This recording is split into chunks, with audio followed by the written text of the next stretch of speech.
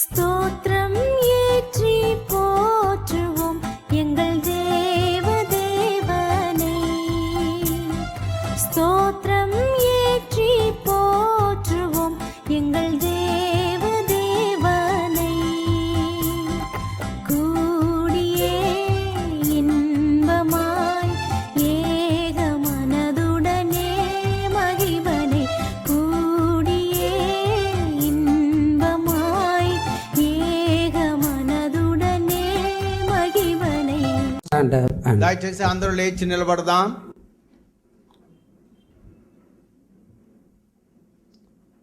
let us forget all our worries and burdens right now and let us దయచేసి మన భారములు చింతలు యావత్తును దూరంగా త్రోసివేసి ప్రభు సన్నిధిలోనికి వద్దాం.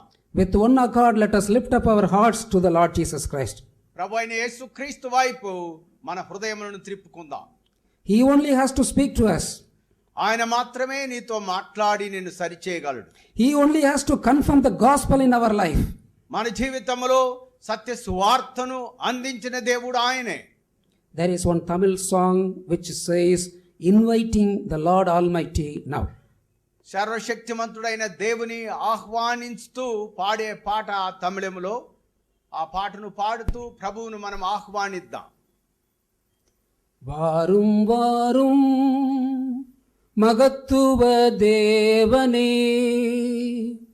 வல்லமையாக இப்போ வந்திடும். வல்லமையாக இப்போ வந்திடும். மகிமை சொரூபனே, மாவல்ல தேவனே. மகிமை சொரூபனே, மாவல்ல தேவனே. மன்னா வந்தாசீர்வாதம் தாருமே. மன்னா வந்தாசீர்வாதம் தாருமே. வாரும் வாரும் மகத்துவ தேவனே, வல்லமையாக இப்போ வந்திடும். வல்லமையாக இப்போ வந்திடும். தாய் தந்தை நீர்தானே தற்பராயங்கட்கு. தாய் தந்தை நீர்தானே தற்பராயங்கட்கு. தரணியில் வேறோர் துணை இல்லையே. தரணியில் வேறோர் துணை இல்லையே. வாரும் வாரும் மகத்துவ தேவனே, வல்லமையாக இப்போ வந்திடும். வல்லமையாக இப்போ வந்திடும். O mighty Lord, we thank you, we praise your holy name. మా పరిశుద్ధుడైన మా దేవా, ఈ ప్రశస్తమైన మంచి సమయం కొరకాయి నీకు స్తుతులు స్తోత్రములు చెల్లిస్తున్నా. O Lord, we long for your words to come and comfort in our soul and spirit. మా ఆత్మీయ జీవితమునకు మా హృదయమునకు నీ యొక్క నిత్యమైన వాక్కులు మాకు ఆదరణను ఓదార్పును కలుగు చేస్తున్నందుకు స్తోత్రములు. Bless all the brothers and sisters right now with all your comfort and your console. ప్రభువా, నీ వాక్యము చేత కూడి వచ్చిన సహోదరి సహోదరులందరినీ ఆదరించుమని ప్రార్థిస్తున్నా.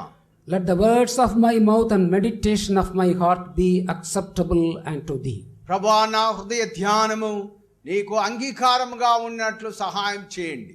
Giving all honor and glory to your most holy name, we pray this prayer in the prayer answering name of our Lord and Savior Jesus Christ. సమస్త ఘనత మహిమ ప్రభావములు ప్రార్థనకు జవాబిచ్చే యేసు నామములో ప్రార్థించుచున్నాము తండ్రి. ఆమేన్. Let us all be seated. దయచేసి అందరూ కూర్చుందామండి.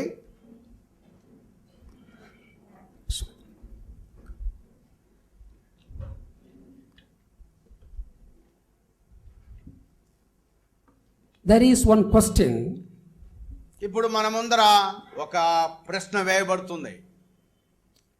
What was God's role in your life since the beginning of this year until today? దయచేసి నీ జీవితంలో దేవుని యొక్క పాత్ర ఈ సంవత్సరం ప్రారంభము నుండి ఈ రోజు వరకు దేవుని పాత్ర నీ జీవితంలో ఏమై ఉన్నది? Suppose I ask you one question, what was your role in your family? నేను మిమ్మల్ని అందరినీ ఉద్దేశించి మీ కుటుంబంలో మీ పాత్ర ఏమని మిమ్మల్ని ప్రశ్నిస్తే, You may have certain things to say, I have finished this and that, like that you can say. నా కుటుంబం కొరకై నేను ఇది చేశాను, అది చేశాను, పూర్తి చేశానని మీలో చాలా మంది చెప్పగలరు. Suppose if I ask you what was your role in your office, నీ కార్యాలయంలో, నీ ఆఫీసులో నీ యొక్క పాత్ర ఏంటి అని నేను మిమ్మల్ని ప్రశ్నిస్తే, you may have certain things to say, I have finished this and that targeted work, like that. మీరందరూ కూడా నేను ఆ పనిని పూర్తి చేశాను, ఈ పనిని పూర్తి చేశాను నా యొక్క కార్యాలయంలో అంటారు. But I don't ask what was your role in God's things, but I am asking what was God's role in your things. దయచేసి మీ పాత్ర మరి ఏమై ఉంది అని అడగడానికంటే దేవుని యొక్క పాత్ర మీ జీవితంలో ఆయన పాత్ర ఏమై ఉన్నది, Whether my role in God's things is important or God's role in my things, that is important. దయచేసి నా కార్యములు మరి ప్రాముఖ్యమైనవా, దేవుని పాత్ర ప్రాముఖ్యమైనదా అని మనం ఆలోచిస్తే, God's role in my Christian life, that is the most significant thing. నా క్రైస్తవ జీవితంలో దేవుని యొక్క పాత్ర చాలా ప్రాముఖ్యమైంది. Unless we receive from God, how we can give to God? మనము దేవుని దగ్గర నుండి ఏమీ పొందుకోకుండా ఎలా ఇవ్వగలము దేవునికి? Jesus went to one village, this Martha and Mary. యేసు ప్రభువారు ఒక గ్రామంలోనికి వెళ్ళారు. అక్కడ మార్తా మరియలు ఉన్నట్లు మనం చూస్తున్నాం. Martha only invited Jesus in the house. తన యొక్క గృహంలోనికి మార్తా ప్రభువుని ఆహ్వానిస్తూ ఉంది. She was busy in the kitchen to serve Jesus Christ and all other disciples. యేసు ప్రభువుకు పరిచరించడానికి, ఆహారము వండించడానికి ఆమె చాలా ప్రయాసపడుతూ ఉంది. But her sister sat down at the feet of Jesus and she made herself ready to receive from the Lord Jesus Christ. అయితే ఆ సహోదరిని మనం చూస్తూ ఉన్నాం. దేవుని యొక్క వాక్కులను పొందుకోవడానికి దైవ సన్నిధిలో ఆమె కూర్చొని ఉన్నట్లు చూస్తూ ఉన్నాం. Both were willing to serve the Lord Jesus Christ. ఈ రెండు కూడా దేవుని కొరకే పరిచర్య. Martha, she was ready to serve Jesus Christ in a physical way. Martha ప్రభువుకు మరి ఆహారము మరి పరిచర్య చేయడానికి ఆమె సిద్ధపడుతూ ఉంది. But Mary devoted herself at the feet of Jesus to receive from Jesus Christ to serve him. అయితే మరియా ప్రభు సన్నిధిలో కూర్చొని ఆయన వాక్కులను పొందుకోవడానికి ఆయన పాద సన్నిధిలో కూర్చొని ఆమె పొందుకుంటూ ఉంది. But Martha was troubled ultimately and she was complaining to Jesus Christ. నిజంగా ప్రభు కొరకై ఆమె చాలా ప్రయాసపడుతూ ఉన్నట్లు మనం చూస్తూ ఉన్నాం. But Jesus told one important thing. యేసు ప్రభువారు ఒక చాలా ప్రాముఖ్యమైన కార్యాన్ని బోధించారు. Martha, Martha, you are grieved and troubled by various things in your life. నీవు అనేక కార్యముల కొరకై మార్తా ప్రయాసపడుతూ ఉన్నావు అన్నాడు. But all that is needed is only one thing. అయితే ఏకైక కార్యం ఏమిటంటే, And your sister Mary had chosen that great good part which cannot be taken away from her. ఆమె ఒక శ్రేష్టమైన భాగాన్ని ఎన్నుకున్నది, అది ఆమె దగ్గర నుండి తీసివేయబడదు అన్నాడు ప్రభు. There are many needs in our life. మన జీవితంలో చాలా పనులు ఉన్నాయి. But there is a main need. అయితే చాలా ప్రాముఖ్యమైన అవసరత ఏంటంటే, The devil cannot touch that need. ఆ యొక్క భాగాన్ని అపవాది ముట్టలేడు. The devil can come in our life to steal many things. చాలా కార్యములో అపవాది ప్రవేశించడానికి మన కార్యాల్లో ప్రయత్నిస్తాడు. But the one thing he cannot steal, that is the great good part which Mary had chosen. అయితే ఒక శ్రేష్టమైన భాగాన్ని మరి మరియా పొందుకున్నట్లు మనం చూస్తున్నాం. So today decide yourself to choose that great good part which no devil can come and approach you to steal. దయచేసి దైవ సన్నిధిలో కూర్చుని ఉన్న మీరు మేలైన దానిని ఎన్నుకోవలసిన వారై ఉన్నారు. What for Mary sat at the feet of Jesus Christ? యేసు ప్రభు యొక్క సన్నిధిలో కూర్చొని ఆమె ఏం పొందుకున్నది, ఏం చెప్పింది? There are 5 things. ఆమె 5 కార్యములను చెప్పింది.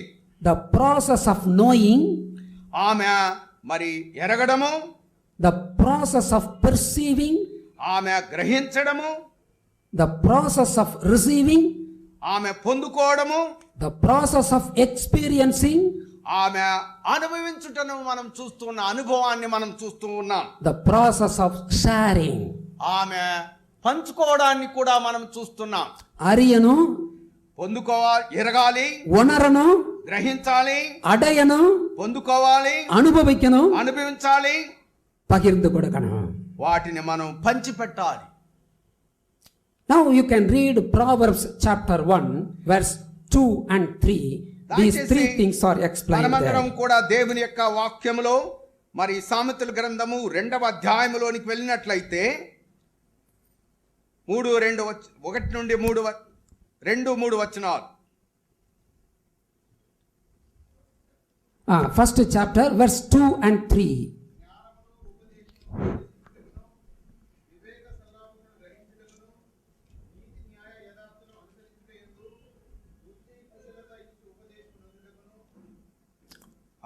We should know wisdom and understanding.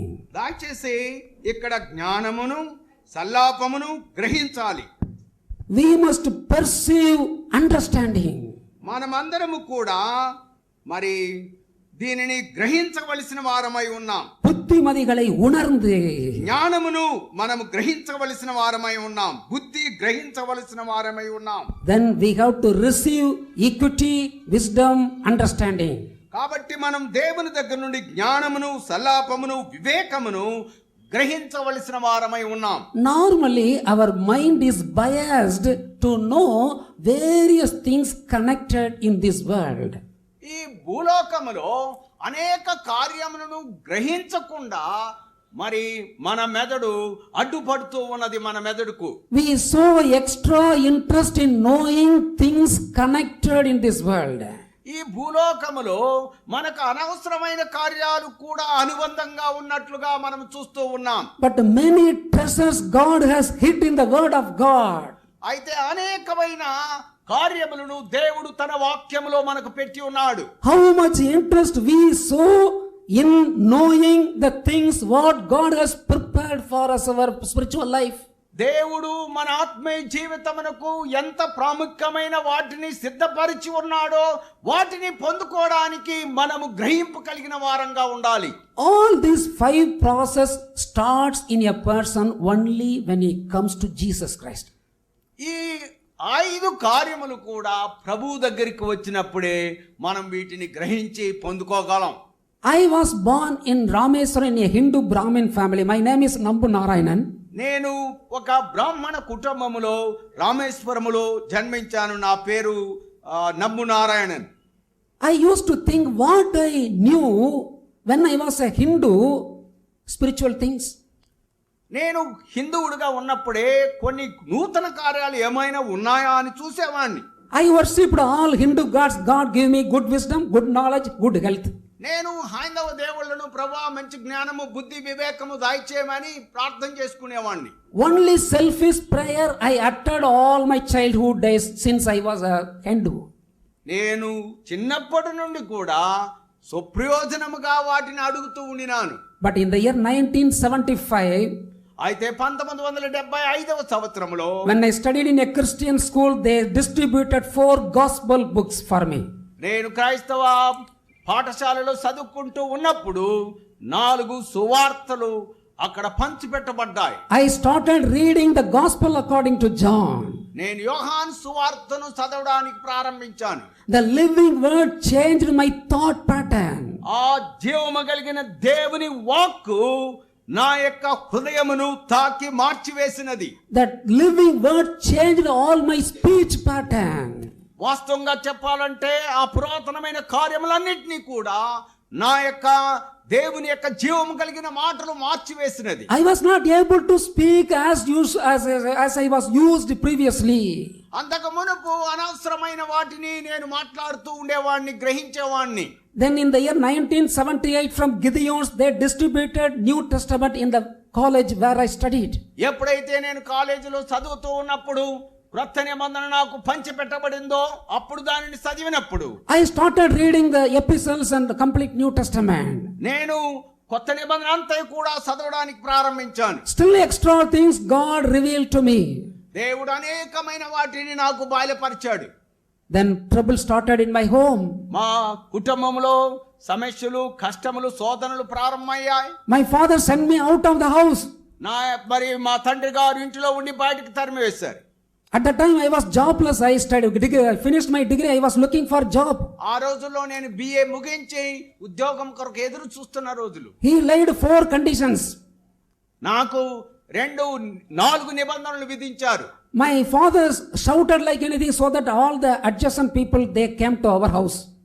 ఈ విధంగా నా తండ్రి గారు కేకలు వేయడంతో అక్కడ ఇరుగు పొరుగు ఉన్న వాళ్ళందరూ కూడా వచ్చారు అక్కడికి.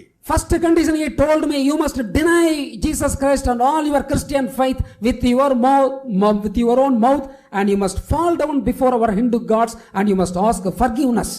మొట్టమొదటిగా నువ్వు ఏం చేయాలంటే క్రైస్తవ సత్యాన్ని, వాక్యాన్ని విడిచిపెట్టి, ఆ విశ్వాసాన్ని విడిచిపెట్టి ఇది తప్పు అని నా దేవతల దగ్గర సాగిలపడాలన్నాడు. Second he told, you see your 3 sisters who will come forward to marry. దయచేసి నీ 3 సహోదరులను చూడు, ఎవరు వివాహం చేసుకుంటారు గమనించు అన్నాడు. So you go out of the house. కాబట్టి నువ్వు ఇంట్లో ఉండి బయటకు వెళ్ళిపో అన్నాడు. Thirdly he told, మూడవదిగా ఆయన చెప్పాడు, you commit any nonsense, I will accept you in the house. నీవు ఎవరిని తీసుకొని వచ్చినా, ఏం చేసినా నేను అంగీకరిస్తాను. Even if you marry a girl belonging to another caste and bring her inside the house, I am ready to receive. వేరొక జాతిలో ఉండి నువ్వు వివాహం చేసుకొని ఒక అమ్మాయిని తీసుకొని వచ్చినా నేను అంగీకరిస్తాను. But this Bible I will not allow. అయితే ఈ బైబిల్ను మాత్రము నేను అనుమతించను. Normally in a Brahmin family, if a person marries another girl and bring her inside the house, they will not allow. సర్వసామాన్యంగా బ్రాహ్మణులైన వారు ఇతర జాతిలో ఉన్న స్త్రీలను వివాహం చేసుకుని వస్తే ఇంటికి అంగీకరించరు. My father told, even that I am ready to allow. మా తండ్రి గారు అన్నారు, నువ్వు అలా చేసినా కూడా నేను అంగీకరిస్తాను. But this Bible I will not allow. అయితే బైబిలును నేను అంగీకరించను అన్నాడు. Fourthly he told, 4వది ఆయన చెప్పాడు, you get lost from me, you are not born for me, you are born for a Christian. నీవు నాకు జన్మించలేదు, నీవు క్రైస్తవునికి జన్మించావు అన్నాడు. So I went up and prayed to Jesus Christ. నేను వెళ్ళి ప్రభు సన్నిధిలో ప్రార్థన చేశాను. He told me clearly what step I have to take. నేను ఏ నిర్ణయం తీసుకోవాలో ప్రభు నాతో మాట్లాడినాడు. He told me very clearly, ఆయన చాలా వివరంగా నాతో మాట్లాడాడు. if you confess my name before your father, I also will confess your name before my father in heaven. నీ తండ్రి ఎదుట నా నామమును ఒప్పుకున్నట్లయితే నా తండ్రి ఎదుట నేను నిన్ను ఒప్పుకొందును అన్నాడు. If you deny my name before your father, I also will deny your name before my father in heaven. నీ తండ్రి ఎదుట నన్ను తృణీకరిస్తే నా తండ్రి సన్నిధిలో నిన్ను తృణీకరిస్తానని ప్రభు చెప్పాడు. Do not think that I came to send peace upon the world, but a sword.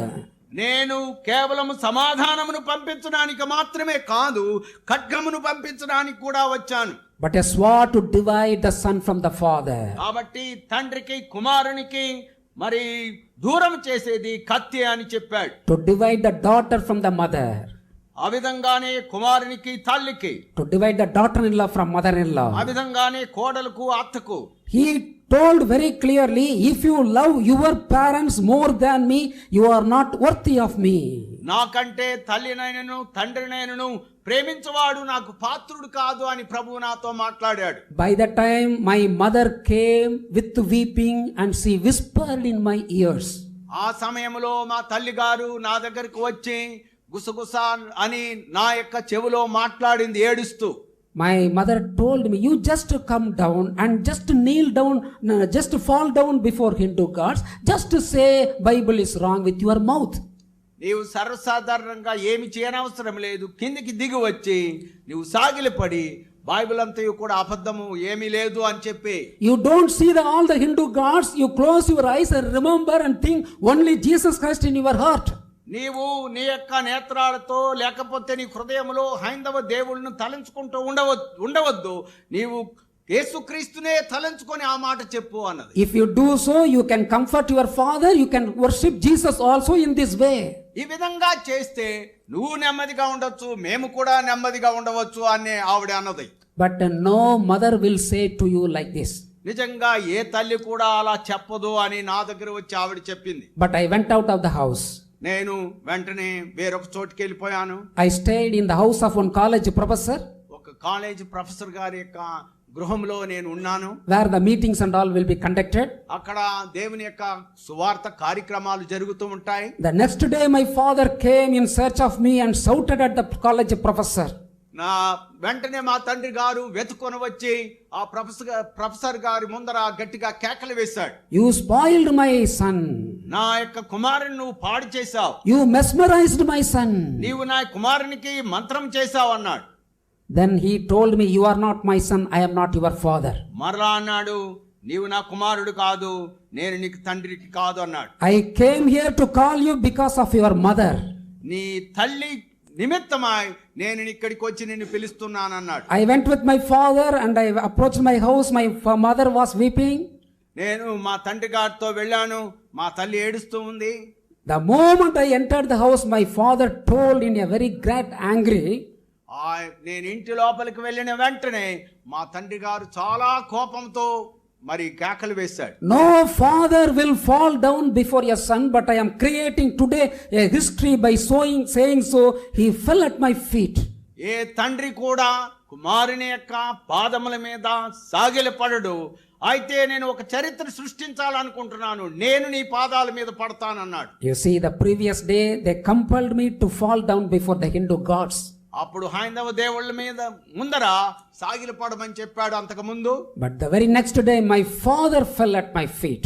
అప్పుడు మరుసటి రోజు మా తండ్రి గారు నా పాదముల మీద పడ్డాడు. After many years God told me, చాలా సంవత్సరాల క్రితం దేవుని ఆత్మ నాతో చెప్పాడు, it is not your father who fell at your feet. నీ యొక్క తండ్రి గారు నీ యొక్క పాదాల దగ్గర పడలేదు. It is the spirit of the devil who is working through your father fell not at your feet but at the feet of the Lord Holy Spirit who is indwelling in you. కాబట్టి నిన్ను రక్షించిన దేవుడు, దేవుని యొక్క ఆత్మ ఆయనను పరిశుద్ధాత్మ యొక్క సన్నిధిలో పడేటట్లు చేశాడు అన్నాడు. On that day Jesus gave me one promising word. ఆ రోజుల్లో నా దేవుడు నాకు ఒక వాగ్దానం చేశాడు. It was in the year 1979. 1999 in Revelation 3:8. Revelation 3:8 వెలిపాడు. దయచేసి ప్రకటన గ్రంథము 3వ అధ్యాయం 8వ వచనం. I know your works. నీ క్రియలు నేను ఎరుగుదును. Though you have little strength, yet you deny not my name and kept my words. Behold, I set before thee an open door that no man can shut it off. దయచేసి ఎవరైనా ఒకరు చదవండి 8వ వచనం 3:8. నీ క్రియలను నేను ఎరుగుదును, నీ క్రియలను నేను ఎరుగుదును. నీకున్న శక్తి కొంచెమై ఉండినను, నీకు ఉన్న శక్తి కొంచెమై ఉండినను. నీవు నా వాక్యమును గైకొని, నీవు నా వాక్యమును గైకొని, నా నామమును ఎరగననలేదు. నా నామమును ఎరుగనలేదు. ఇదిగో తలుపు నీ ఎదుట తీసి ఉంచి ఉన్నాను, తలుపు నీ ఎదుట తీసి ఉంచి ఉన్నాను, దానిని ఎవడును వేయనేరడు. I did not understand. నేను ఆ రోజుల్లో అది అర్థం చేసుకోలేదు. What is open door? ఏంటి తెరవబడిన ద్వారము?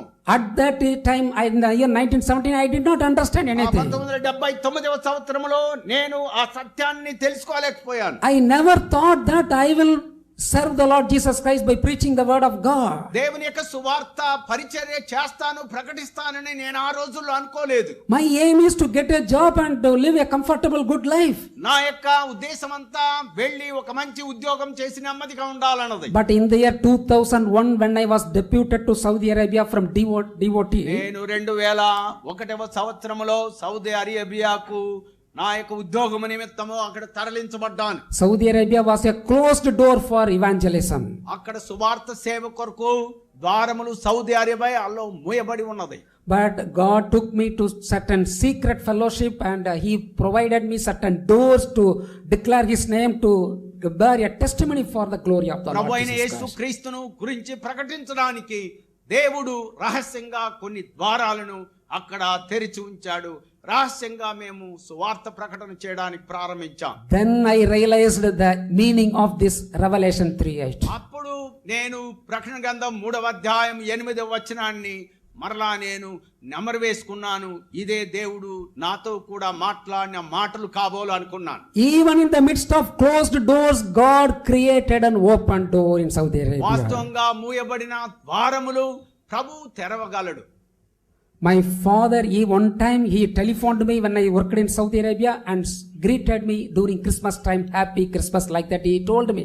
సౌదీ అరేబియాలో నేను ఉద్యోగం చేస్తూ ఉన్న సందర్భంలో మా తండ్రి గారు క్రిస్మస్ సందర్భంలో క్రిస్మస్ శుభాకాంక్షలు నాకు తెలియజేశారు. My two brothers, they are going with the family, they are worshiping the Lord Jesus, they are attending church. అయ్యగారి యొక్క సహోదరులు ఇద్దరు కూడా కుటుంబ సమేతంగా దేవుని యొక్క సన్నిధికి వెళ్ళి దేవుని వాక్యం చేత రక్షింపబడి ఉన్నారు. My mother went to coma stage in the year 2010. 2010వ సంవత్సరంలో మా తల్లి గారు కోమా స్టేజ్లోకి వెళ్ళిపోయారు. But God healed her completely. దేవుడు అద్భుత విధంగా స్వస్థపరిచాడు. The doctors told, చాలా మంది డాక్టర్లు అన్నారు, in this hospital, this is the history that a coma stage person is returning with all good health. ఈ ఆసుపత్రిలో కోమా స్థితిలో ఉండి బతికి ఇంటికి వెళ్ళడం ఇది చరిత్రలో మొట్టమొదటిది అన్నారు. So my mother also is now telling Jesus is my Lord. యేసు ప్రభు నా దేవుడని మా తల్లి గారు కూడా అంగీకరించారు. Why I tell all these things? నేను ఎందుకు ఈ మాటలను మీతో కూడా పంచుకుంటున్నా అంటే, Our life really starts only when we give our heart to Jesus Christ. మన జీవితాలు మన హృదయాలను ప్రభువుకు అర్పించినప్పుడే ఇటువంటి కార్యాలు మనలో జరుగుతాయి. When I gave my heart to the Lord Jesus Christ, ప్రభువైన యేసుక్రీస్తుకు నా హృదయాన్ని అర్పించుకున్నాను. I started knowing many things. నేను అనేక కార్యములను ఎరుగుటకు ప్రారంభించితిని. I started perceiving many things. అనేక కార్యాలను పొందుకున్నాను. I started receiving many things. అనేక కార్యాలను గ్రహించి పొందుకున్నాను. I started experiencing many things. అనేక కార్యాలను అనుభవపూర్వకంగా తెలుసుకున్నాను. I also am sharing this with other people. కాబట్టి ఈ మాటలను అనేకులకు పాలు పంచుటకు పంచిపెట్టుటకు ప్రభు సహాయం చేశాడు. When a person gives his heart to Jesus Christ, there are 5 possible life. ఒక వ్యక్తి ప్రభువుకు తమ జీవితాన్ని అర్పించుకున్నప్పుడు ఈ కొన్ని కార్యములను సాధ్యం చేయొచ్చు. Striving life, పోరాట జీవితంలో, then struggling life, మరి தடுமாடுகிற ஒரு வாழ்க்கை, పోరాట సమయంలో అనగా అటు ఇటు తట్టాడుతూ ఉన్న సమయంలో, compromising Christian life, నిజంగా మనం ఏ విధముగాను రాజీ పడని క్రైస్తవ జీవితము, explicit backsliding life, నిజంగా ఏ మాత్రము భక్తిహీనత వెనక్కి జారిపోకుండా జీవించే జీవితము, implicit backsliding life, నిజంగా மறைமுகமான பின்மாற்ற ஜீவியம். నిజంగా రహస్యంగా బహిరంగంగా మరి భక్తిహీనతను మనం చూస్తూ ఉన్నాం. அப்ப கிறிஸ்தவ வாழ்க்கைங்கிறது 5 வகையான வாழ்க்கை உண்டு. క్రైస్తవ జీవితంలో 5 విధములైన మెట్లు ఉన్నాయి. போராட்டம் நிறைந்த ஒரு வாழ்க்கை, క్రైస్తవ పోరాటము ఉంది. మొట్టమొదటిది தடுமாறுகிற கிறிஸ்தவ வாழ்க்கை, తడమాడి ఒక మరి పోరాటం ఉంది. உலகத்தோடு ஒத்து போகிற வாழ்க்கை, காம்ப்ரமைசிங் லைஃப், మరి లోకముతో కొన్నిసార్లు రాజీ పడిపోయే జీవితాన్ని మనం చూస్తున్నాం. வெளிப்படையான பின்மாற்ற வாழ்க்கை, బహిరంగంగా భక్తిహీనతను మనం చూస్తున్నాం. மறைமுகமான பின்மாற்ற வாழ்க்கை. రహస్యమైన భక్తిహీనతను చూస్తున్నాం. This 5 possible life, it comes in a believer's life. మనం విశ్వాసుల యొక్క జీవితాల్లో ఇటువంటి సందర్భాలు తప్పనిసరిగా వస్తాయి. One servant of God is writing in his book, తన యొక్క ఒక దైవ సేవకుడు ఒక కార్యం చెప్పాడు. Christian life is not a struggling life, but it is a striving life. క్రైస్తవ జీవితము కేవలము పోరాటకరమైనది మాత్రమే కాదు, మేలైన దానిని ఎంచుకునేది అన్నాడు. அது தடுமாறுகிற வாழ்க்கை கிடையாது, எதிர்த்து போராடுகிற ஒரு வாழ்க்கை. ఎదిరించి పోరాడే జీవితము అన్నాడు. Sadhu Sundar Singh in his book is writing, there is one book, With and Without Christ. క్రీస్తు లేని జీవితము, క్రీస్తును కలిగిన జీవితం అని సాధు సుందర్ సింగ్ గారు ఒక పుస్తకం రాశాడు. At the end of the book, he is concluding like this. అతడు తన యొక్క పుస్తకం యొక్క ఆఖర్లో ముగింపు ఇలా చెప్పాడు. With Christ, I am a fish in the water and a bird in the air. నేను క్రీస్తును కలిగి నీళ్ళలో ఉండగలను, క్రీస్తును కలిగి పక్షి వలె ఎగరగలను. Without Christ, I am a fish in the air and bird in the water. నిజంగా క్రీస్తు లేకపోతే నేను నీళ్ళలో పడిపోతాను, నేను రెక్కలు లేని వాడిని, పక్షి వలె అయిపోతాను. Among the 5 possible life, God desires only striving life. వాస్తవంగా ఈ 5 జీవిత కార్యక్రమాలను పోరాటము ద్వారా ప్రభు మనకు అనుగ్రహిస్తాడు. It is not the will of God that we should lead a compromising life or struggling life or backsliding life. నిజంగా దేవుని చిత్తము లేకుండా మనం భక్తిహీనతను, బహిరంగమైన భక్తిహీనత, రహస్యమైన భక్తిహీనత పోరాటంలో మనం పడిపోతూ ఉంటాం. It is on whose hand? It is in the hand of God or it is in my hand? దయచేసి మనం నిలిచి ఉండడం దేవుని చేతిలో ఉండడం వలన, లేకపోతే మన చేతుల్లో ఉందా నిలిచి ఉండడం? In a village there was one wise man. ఒక వైజ్ మ్యాన్, ఒక జ్ఞాని అయిన ఒక వాడు ఒక జ్ఞాని. గ్రామంలో ఉన్నాడు. Lot of people were throwing upon him to be blessed. நிறைய பேர் அவங்கள்ட்ட போய் அல மோதி ஆசீர்வாதம் வாங்குவதற்காக చాలా మంది అతని దగ్గరికి వెళ్ళి ఆశీర్వాదాలను పొందుకోవడానికి ప్రయత్నిస్తూ ఉంటారు. one small boy decided one thing. ఒక చిన్న బాలుడు ఒక తీర్మానం చేశాడు. Oh, how all these people are going after him? అతని దగ్గరికి చాలా మంది ఎందుకు వెళుతూ ఉన్నారు? I am going to fool this wise man. ఈ యొక్క జ్ఞానిని నేను ఎట్లయినా బుద్ధిహీనుని చేయాలనుకున్నాడు. He took one small sparrow, చిట్టుకురువి. ఒక చిన్న గువ్వను పట్టుకున్నాడు తన చేతిలో. He closed in his hand. తన యొక్క చేతుల్లో కప్పి పెట్టుకున్నాడు లోపల. He also was standing in the line along with the people.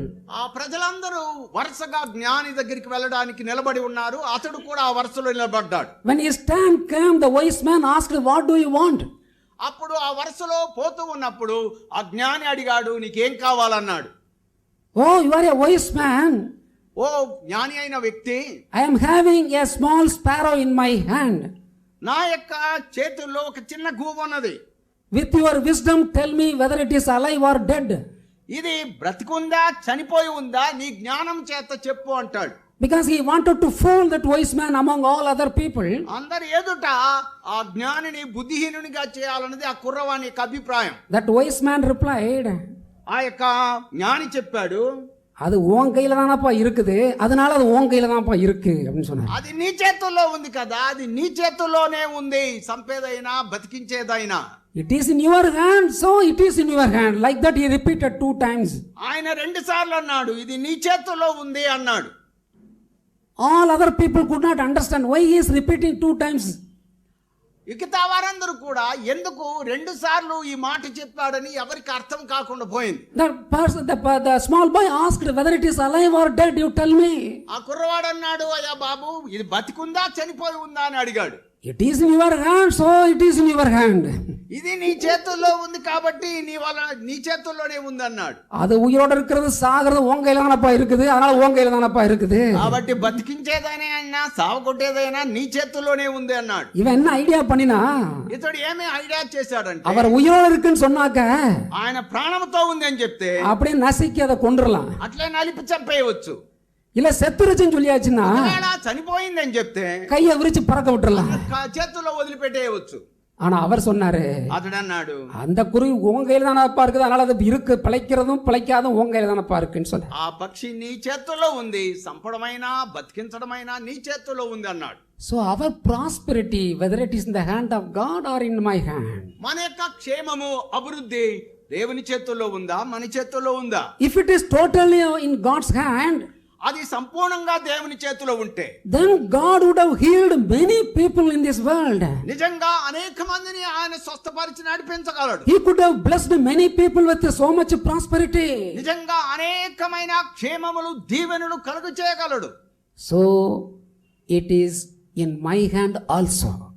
అది నా చేతుల్లో కూడా ఉంది.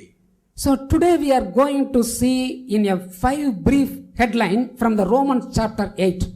దయచేసి రోమీయులకు రాసిన పత్రిక 8వ అధ్యాయములో చాలా ప్రాముఖ్యమైన మాటలను మనం చూసుకుందాం. First heading is believers striving. విశ్వాసీయుల పోరాటం. విశ్వాసుల యొక్క పోరాటం, క్రైస్తవుల యొక్క పోరాటం. Secondly, believers inheritance. విశ్వాసీయుల సుదంతరం. క్రైస్తవుల యొక్క స్వాస్థ్యము. Thirdly, believers groaning. క్రైస్తవుల యొక్క మూల్గు లేకపోతే మొర, తవిప్పు, విశ్వాసీయుల తవిప్పు. విశ్వాసుల యొక్క మరి ఓ వేదన. Then fourthly, believers' privilege or honor. క్రైస్తవుల యొక్క అంతస్తు లేకపోతే హక్కు, అధికారము. Fifthly, believers' victory. క్రైస్తవుల యొక్క విజయం ఐదవది. One person asked me, how is your Christian life? How is your Christian life? ఒక అతను నాతో కూడా అన్నాడు, నీ క్రైస్తవ జీవితం ఎలాగుంది అన్నాడు. I replied, it is increasingly difficult. నేను ఇబ్బందుల మధ్యలో కూడా అది ఎదుగుతూ ఉంది అన్నాను. Why that word comes spontaneously from the mouth? నీ నోటిలో ఉండి ఎందుకు ఆ మాట వచ్చింది అన్నాడు. Is it not true in our life? వాస్తవముగా అది వాస్తవమైనది. Is it not increasingly difficult? నిజంగా అది పెరగడము కష్టతరం కదా. So believers are striving. నిజంగా విశ్వాసుల యొక్క మూల్గులో, కష్టముల్లో. That is why in Romans 8:1 says, there రోమీయులకు is, రాసిన పత్రిక 8వ అధ్యాయం 1వ వచనంలో మనం చూసినట్లయితే, it is therefore now no condemnation unto them who walk not after the flesh but after the spirit. క్రీస్తు యేసునందు జీవమునిచ్చు ఆత్మ యొక్క నియమము పాపమరణముల నియమము నుండి నన్ను విడిపించెను. Dear friends, you understand clearly God's wrath is coming upon this world. ప్రభునందు ప్రియమైన వారలారా, వీటన్నిటి మీద దేవుని యొక్క Wrath, ఉగ్రత కోపం. తప్పనిసరిగా వస్తుంది. Even scientists, they are not able to tell openly what is going to come in December 21, 22, 23. నిజంగా డిసెంబరు 21, 22, 23 తేదీల్లో ఎటువంటి ఉగ్రత వస్తుందో జ్ఞానులు కూడా చెప్పలేకపోతూ ఉన్నారు. Most of the astrologers in India also told something is going to happen in the coming 21st, 22, 23. ఖగోళ శాస్త్ర జ్ఞానులు కూడా 21, 22, 23 ఏమి సంభవించబోతుందో, ఎటువంటి ఉగ్రత వస్తుందో వాళ్ళు చెప్పలేకపోతూ ఉన్నారు. In the church they gave me one Xerox copy which was received in the year 2007. 2007వ సంవత్సరంలో ఒక చర్చిలో ఒక జిరాక్స్ కాపీ ఇచ్చారు. The countdown started towards 2012, like that the Xerox copy says. దయచేసి ఆ జిరాక్స్ కాపీలో 2012వ సంవత్సరంలో విపత్తు సంభవించవచ్చు అన్నారు. But what do the pastors in our Christian circle, they have got anything to say, anything about that? దయచేసి అటువంటి కార్యాలను గురించి దైవ సేవకులైనా విశ్వాసులైనా ఏదైనా చెప్పగలమా? We all know what is tsunami in the year 2004. Everybody witnessed. 2004వ సంవత్సరంలో సునామీ వలన ఏం జరిగిందో మీకు అందరికి తెలుసు. At that time I was in Saudi Arabia. I was seeing in the TV in the Jakarta the tsunami they were displaying. నిజంగా ఆ రోజుల్లో నేను సౌదీ అరేబియాలో ఉన్నాను. మరి టీవీ ద్వారా చూశాను చాలా నష్టము సంభవించడాన్ని. At that time my mother called me. She told with weeping. మా తల్లి గారు నాతో ఫోన్లో మాట్లాడి చాలా ఏడ్చింది. In the Rameswaram, from the municipality, they announced to vacate all the people within 2 hours. The tsunami waves, it is going to submerge the complete island. రామేశ్వరంలో 2 గంటల్లో మరి సముద్రం ప్రక్కన ఉన్నవన్నీ అన్ని కూడా నాశనం అయిపోతుందని, అన్ని ఖాళీ చేసి వెళ్ళిపోవాలని మున్సిపాలిటీ వాళ్ళు ప్రకటన చేశారు. People started vacating. ప్రజలందరూ కూడా అక్కడి నుంచి మరి ఖాళీ చేశారు. Ultimately, there was no bus.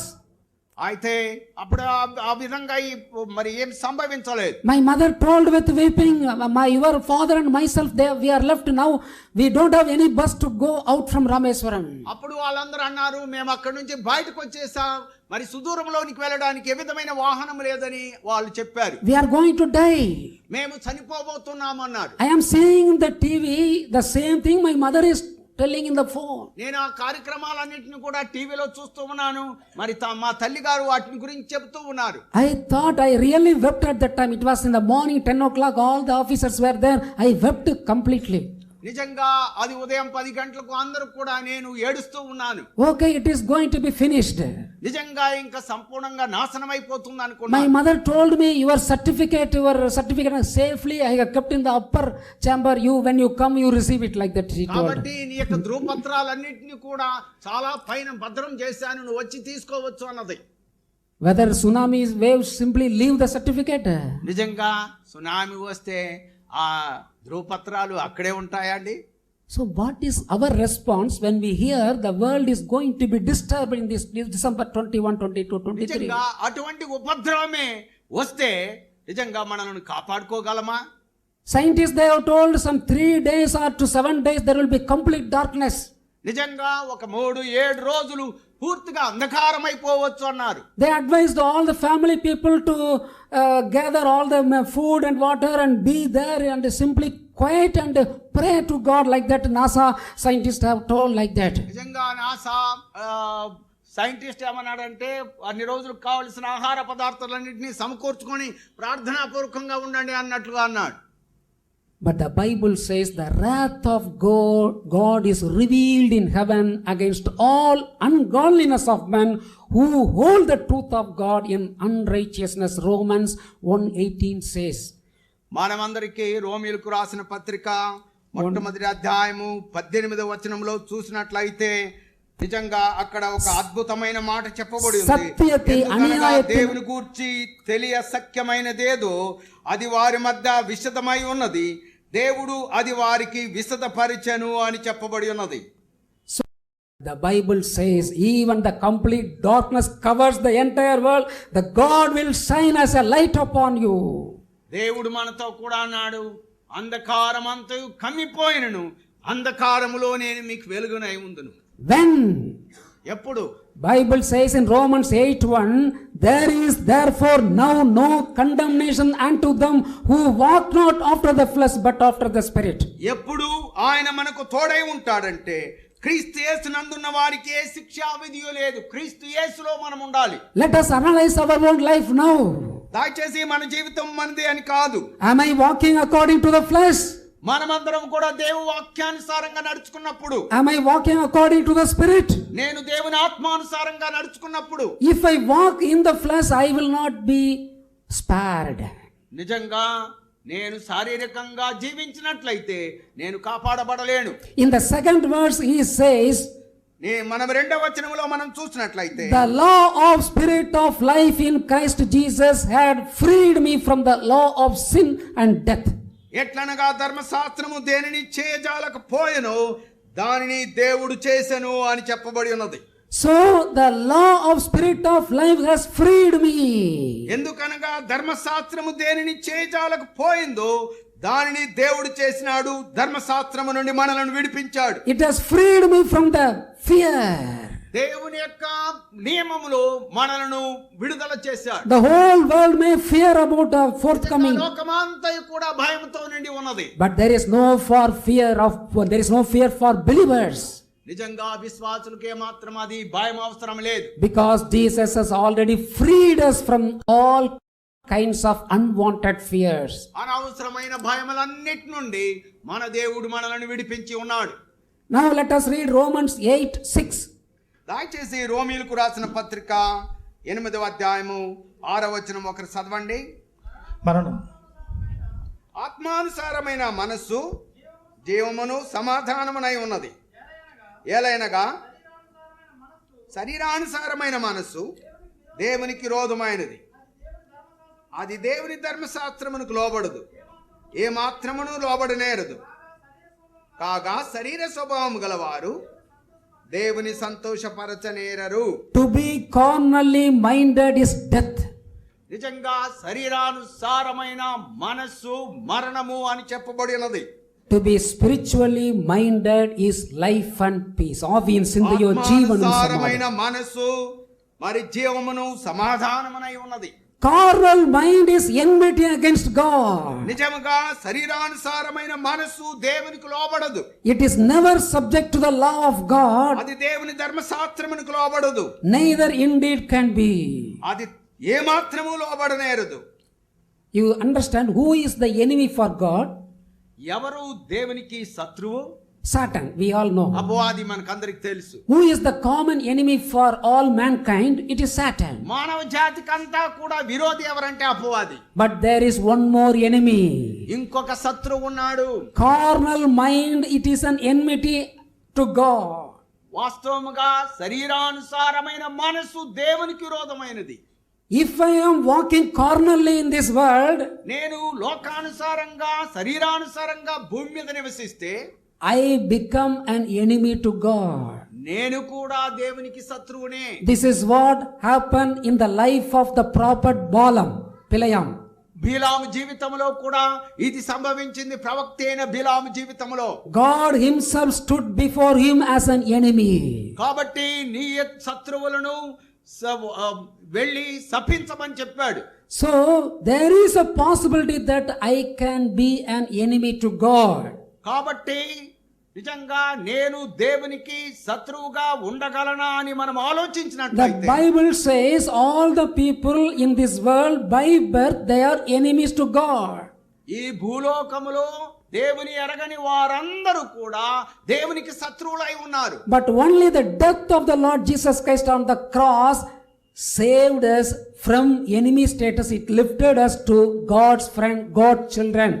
అయితే ప్రభు అయిన యేసుక్రీస్తు సిలువలో మరణించి తిరిగి లేవడం వలన శరీరానుసారముగా జీవిస్తున్న మనలను అందులో ఉండి బ్రతికించాడు. Jesus paid all the debts on the cross. సిలువలో వాటన్నిటినీ క్రయధనముగా ఆయన చెల్లించాడు. What is the debt? ఆయన ఏమి క్రయధనంగా చెల్లించాడు? In Romans 8:12 it is recorded. 8:12 అక్కడ చాలా చక్కగా చెప్పబడి ఉంది. Brethren, we are debtors not to the flesh to live after the flesh. కాబట్టి సహోదరులారా, శరీరానుసారముగా ప్రవర్తించుటకు మనము శరీరమునకు రుణస్థులము కాము. We are not debtors to the flesh. మీరు శరీరానుసారముగా ప్రవర్తించినట్లయితే చావవలసిన వారై ఉందురు. All the debts are cleared by the Lord Jesus Christ on the cross. కాబట్టి ఆత్మ చేత శారీరక క్రియలను చంపినడల మీరు జీవించదు. So he freed us from being a debtor. కాబట్టి మనము ఈ శారీరక బంధము నుండి ప్రభువు మనల్ని స్వతంత్రులుగా చేశాడు. So we are no longer a bond servant to the devil. కాబట్టి మనము అపవాదికి దాసులముగా ఉండనేరము. If you read Romans 6:22, మనము 6:22 రోమీయులకు రాసిన పత్రిక 6:22 చదివితే it explains we know who we are. ఆయనను ఇప్పుడు పాపము నుండి విమోచింపబడి దేవునికి దాసులైనందున పరిశుద్ధత కలుగుటకే మీకు ఫలము. So now we have become the servants of God. మనమందరము కూడా దేవుని యొక్క దాసులము.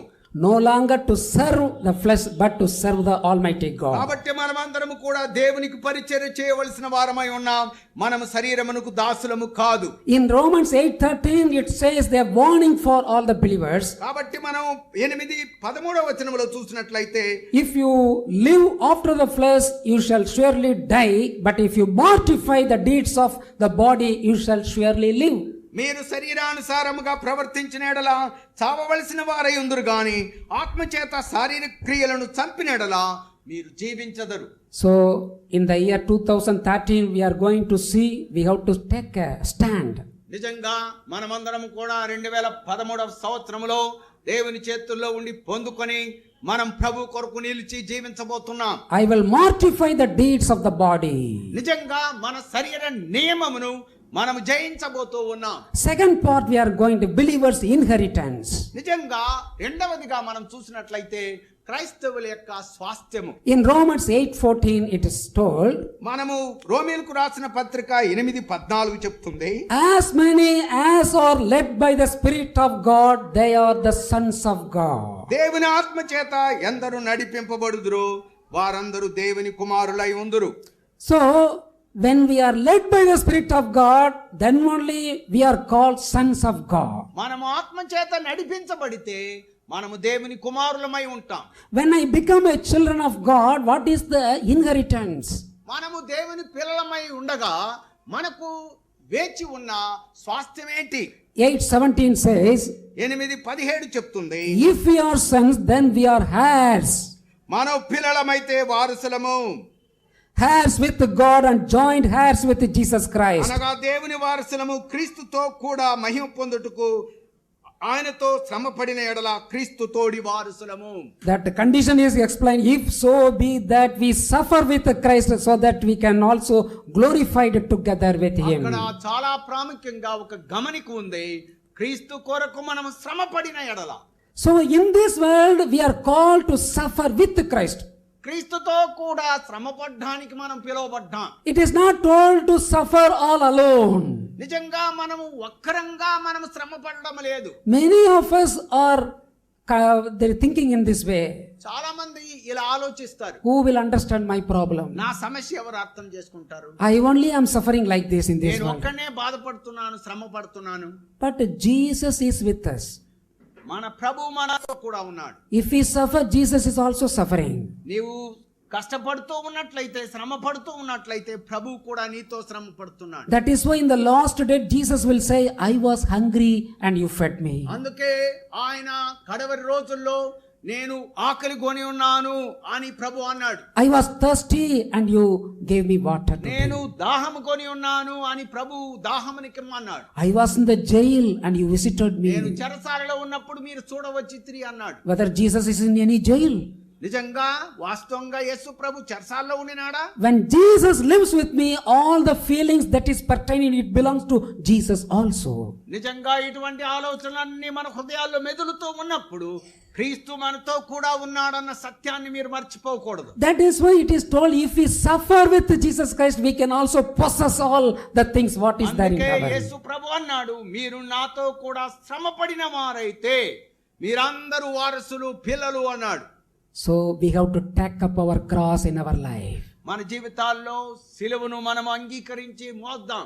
Some people say like that, కొంతమంది ఇలా అంటారు, if this particular problem is solved, if God solves this particular problem, I will be so happy. ఈ గుర్తింపబడిన ఈ సమస్యను తీర్చేస్తే చాలు, నేను ప్రభు కొరకు జీవిస్తాను అనుకుంటారు. I can tolerate all other problems, but this particular problem, if God has solved right now, I shall be happy. మిగతావన్నీ కూడా పర్వాలేదు, కానీ ఈ గుర్తింపబడిన ఈ సమస్య నుండి దేవుడు నన్ను విడిపిస్తే చాలు అనుకుంటారు. Suppose God solves the problem immediately. ఒకవేళ వెంటనే అందులో ఉండి విడిపించాడు అనుకోండి, Then one question God asks, ఇంకొక మాట ప్రభు అడుగుతాడు, where is the cross in your life? నీ జీవితంలో సిలువ ఎక్కడ? These are all crosses. ఇవన్నీ కూడా మనకు సిలువ. Jesus did not say, I will come and forcefully place my cross over you. He never told me. యేసు ప్రభు బలవంతంగా నా సిలువని తీసుకొచ్చి నీ మీద పెడతానని చెప్పలేదు ఆయన.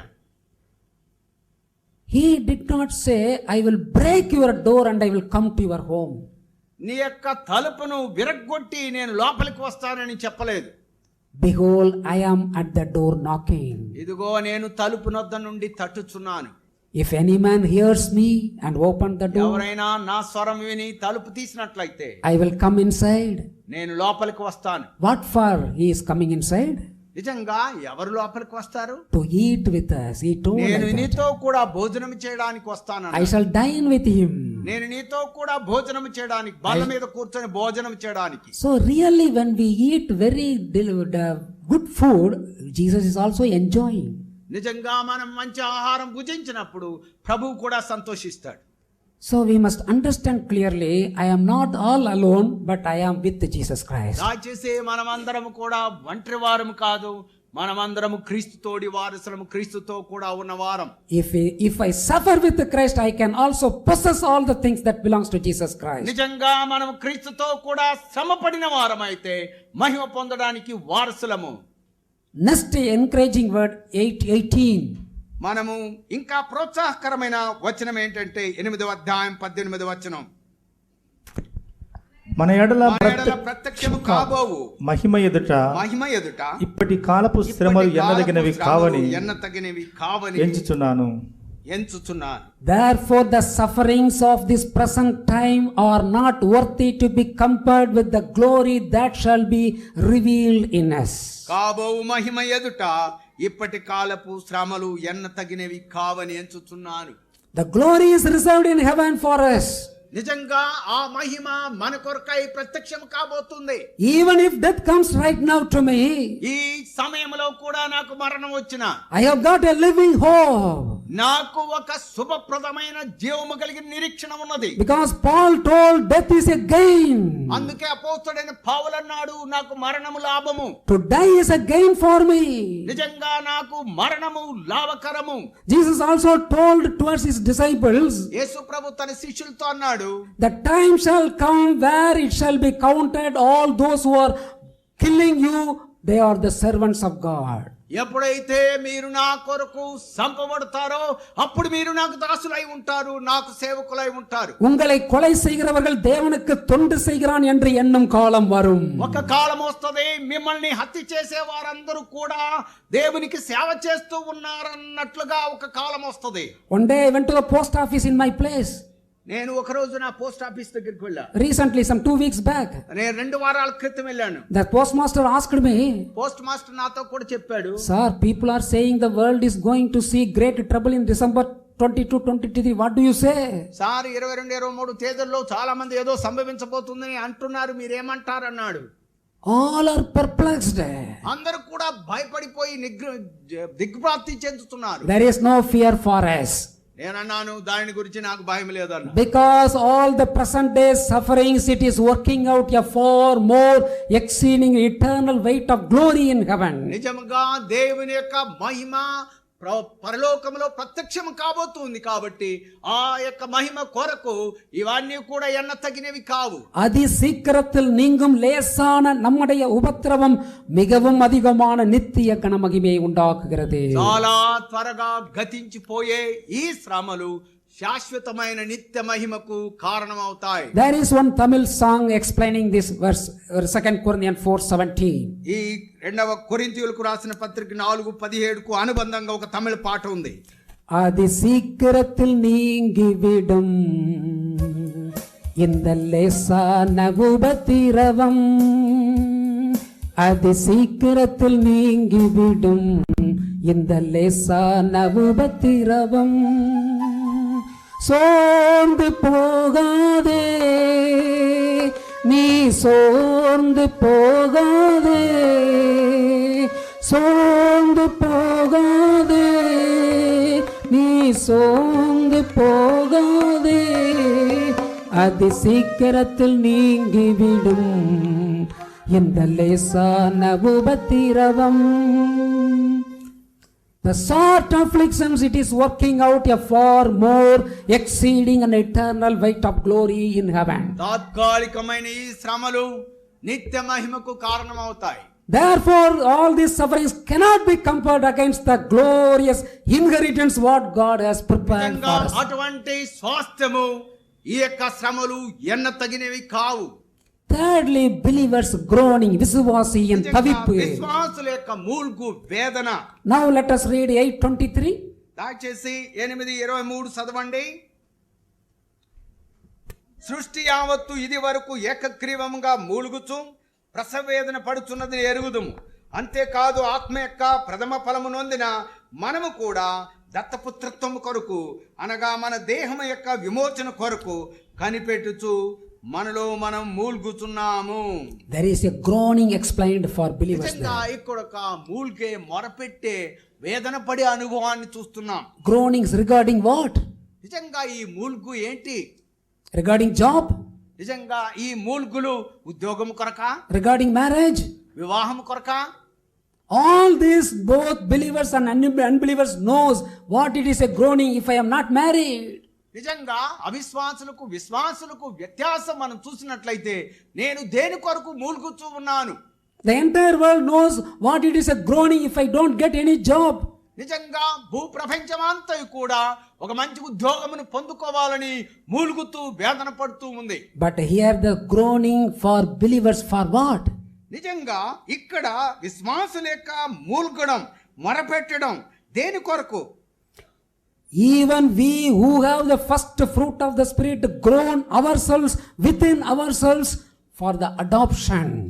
ఇక్కడ మనం దేవుని యొక్క వాక్యములో చూసినట్లయితే దేవుని పిల్లలు పొందబో మహిమగల స్వాతంత్రం పొందడానికి మనమందరం కూడా నిరీక్షణ గల వారంగా ఉన్నామని చెప్పబడి ఉన్నది. A redeemed believer is living in an unredeemed body, that you should bear in mind. నిజంగా ఒక విశ్వాసి దేవుని యొక్క అనగా విమోచింపబడని శరీరంలో விமோச்சன கொరకు கனிపెடுతున్నాడు. மீட்கப்பட்ட விசுவாசி மீட்கப்படாத சரீரத்திலே வாழ்ந்து கொண்டிருக்கிறான். విమోచింపబడిన విశ్వాసి విమోచింపబడని శరీరములో జీవించుతున్నాడు. In me there are two things. ఇక్కడ రెండు కార్యములను మనం చూస్తున్నాం. Soul, spirit. ఆత్మ శరీరము. Only body only we are concerned. నిజంగా ఈ శరీరం మాత్రము మనం చూస్తూ ఉన్నాం. When I gave my heart to Jesus Christ, my soul is quickened. నిజంగా నా ఆత్మను ప్రభువుకు అర్పించినప్పుడు నా యొక్క మనసు ఆత్మ దేవుని యొద్దకు ఎత్తబడుతుంది. My spirit also is revived. నిజంగా నా ఆత్మ కూడా ఉజ్జీవపరచబడుతుంది. There was a great scholar in that the time of Jesus. యేసుక్రీస్తు కాలంలో ఉన్న ఒక జ్ఞాని ఒక మాట చెప్పాడు. Nicodemus. నికోదేమ. He came to Jesus in the night. రాత్రి సమయంలో నికోదేము ప్రభువు దగ్గరికి వచ్చాడు. Jesus revealed an important truth for him. యేసు ప్రభు ఒక చాలా ప్రాముఖ్యమైన విషయాన్ని అతనికి బయలుపరిచాడు. Unless you be born again, నీవు తిరిగి జన్మించకపోయి ఉన్నట్లయితే you cannot see the kingdom of God. You cannot enter into the kingdom of God. నీవు దేవుని రాజ్యంలోనికి ప్రవేశించవు అన్నాడు. He is a great scholar. నిజంగా అతడు ఒక గొప్ప జ్ఞాని. He asked how. ఆయన అడిగాడు ఎలాగూ అని. How I can go into my mother's womb the second time? How I can be born again? నేను తిరిగి జన్మించడానికి నా తల్లి గర్భంలో ఎలా మరలా ప్రవేశించగలను అన్నాడు. Jesus told that which is born of flesh is fleshly, but that which is born of spirit is spiritual. అందుకే యేసు ప్రభు అన్నాడు, ఆత్మ మూలముగాను నీటి మూలముగాను జన్మించకపోతే నా రాజ్యంలోనికి ప్రవేశించవు, ఆత్మ జీవింపచేయును అన్నాడు. He asked how it is possible. ఆయన అన్నాడు ఇది ఎలా సాధ్యం అని అడిగాడు. Jesus asked him, యేసు ప్రభు అన్నాడు, being a great scholar and a preacher in Israel, don't you know even this thing? నీవు ఇశ్రాయేలీయులకు బోధకుడువై కూడా ఉండి కూడా ఈ కార్యములను నువ్వు ఎరగవా? A great scholar has to be born again. నిజంగా అతడు గొప్ప జ్ఞానిగా బోధకుడుగా ఉండి కూడా తిరిగి జన్మించలేదు. Both small and great has to born again. తిరిగి జన్మించే అనుభవంలోనికి సత్యాన్ని ఎరగకుండా ఉండినాడు. Both good and evil people has to be born again. నిజంగా అతడు తిరిగి జన్మించవలసిన మంచి కార్యాన్ని ఎరగకుండా ఉండినాడు. Both rich and poor has to be born again. నిజంగా పేదవారైనను ధనవంతులైనను తిరిగి జన్మించాలి. Unless you are born of spirit, you cannot see, you cannot enter into the kingdom of God. ఆత్మ మూలంగా జన్మించకపోతే దేవుని రాజ్యంలో ప్రవేశించవు. So a redeemed believer is living in an unredeemed body. వాస్తవంగా విమోచింపబడిన మానవుడు విమోచింపబడిన శరీరములో జీవించుతున్నాడు. This soul was quickened, the spirit is revived, but both are living in an unredeemed body. ఈ విమోచింపబడని శరీరములో ఆత్మ ప్రాణము జీవిస్తూ ఉన్నది. How the glorious body will be? మహిమేన్ శరీరం ఎప్పుడు ఇరుకు? ఎలాగో మహిమా శరీరం ఉంటది. Only Jesus knows. యేసు ప్రభు మాత్రమే చెప్పగలడు, ఎరగగలడు. Jesus was crucified. యేసు ప్రభు సిలువ వేయబడ్డాడు. Jesus was raised again the third day. యేసు ప్రభు సమాధి చేయబడి తిరిగి మూడవ రోజు లేచాడు. యేసు ప్రభు సిలువలో నా కొరకు మరణించాడని నీవు నమ్మినట్లయితే, if you believe that God raised him from the dead with the glorious body, ఆయన మహిమా శరీరంతో సమాధిలో ఉండి లేచాడని నువ్వు నమ్మినట్లయితే, you are saved. నీవు రక్షింపబడదు. You have become the sons and daughters of the Almighty నీవు Kingdom. దేవుని కుమారులుగా కుమార్తెగా పిలువబడతావు. One servant of God by name Varadarajan. ఒక దేవుని సేవకుడు Varadarajan. He was in Karnataka, Bangalore.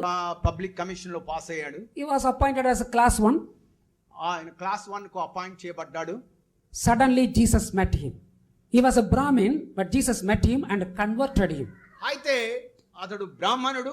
అయితే క్రీస్తును యేసు ప్రభు అతన్ని కనుగొన్నాడు, అతను మార్చబడ్డాడు.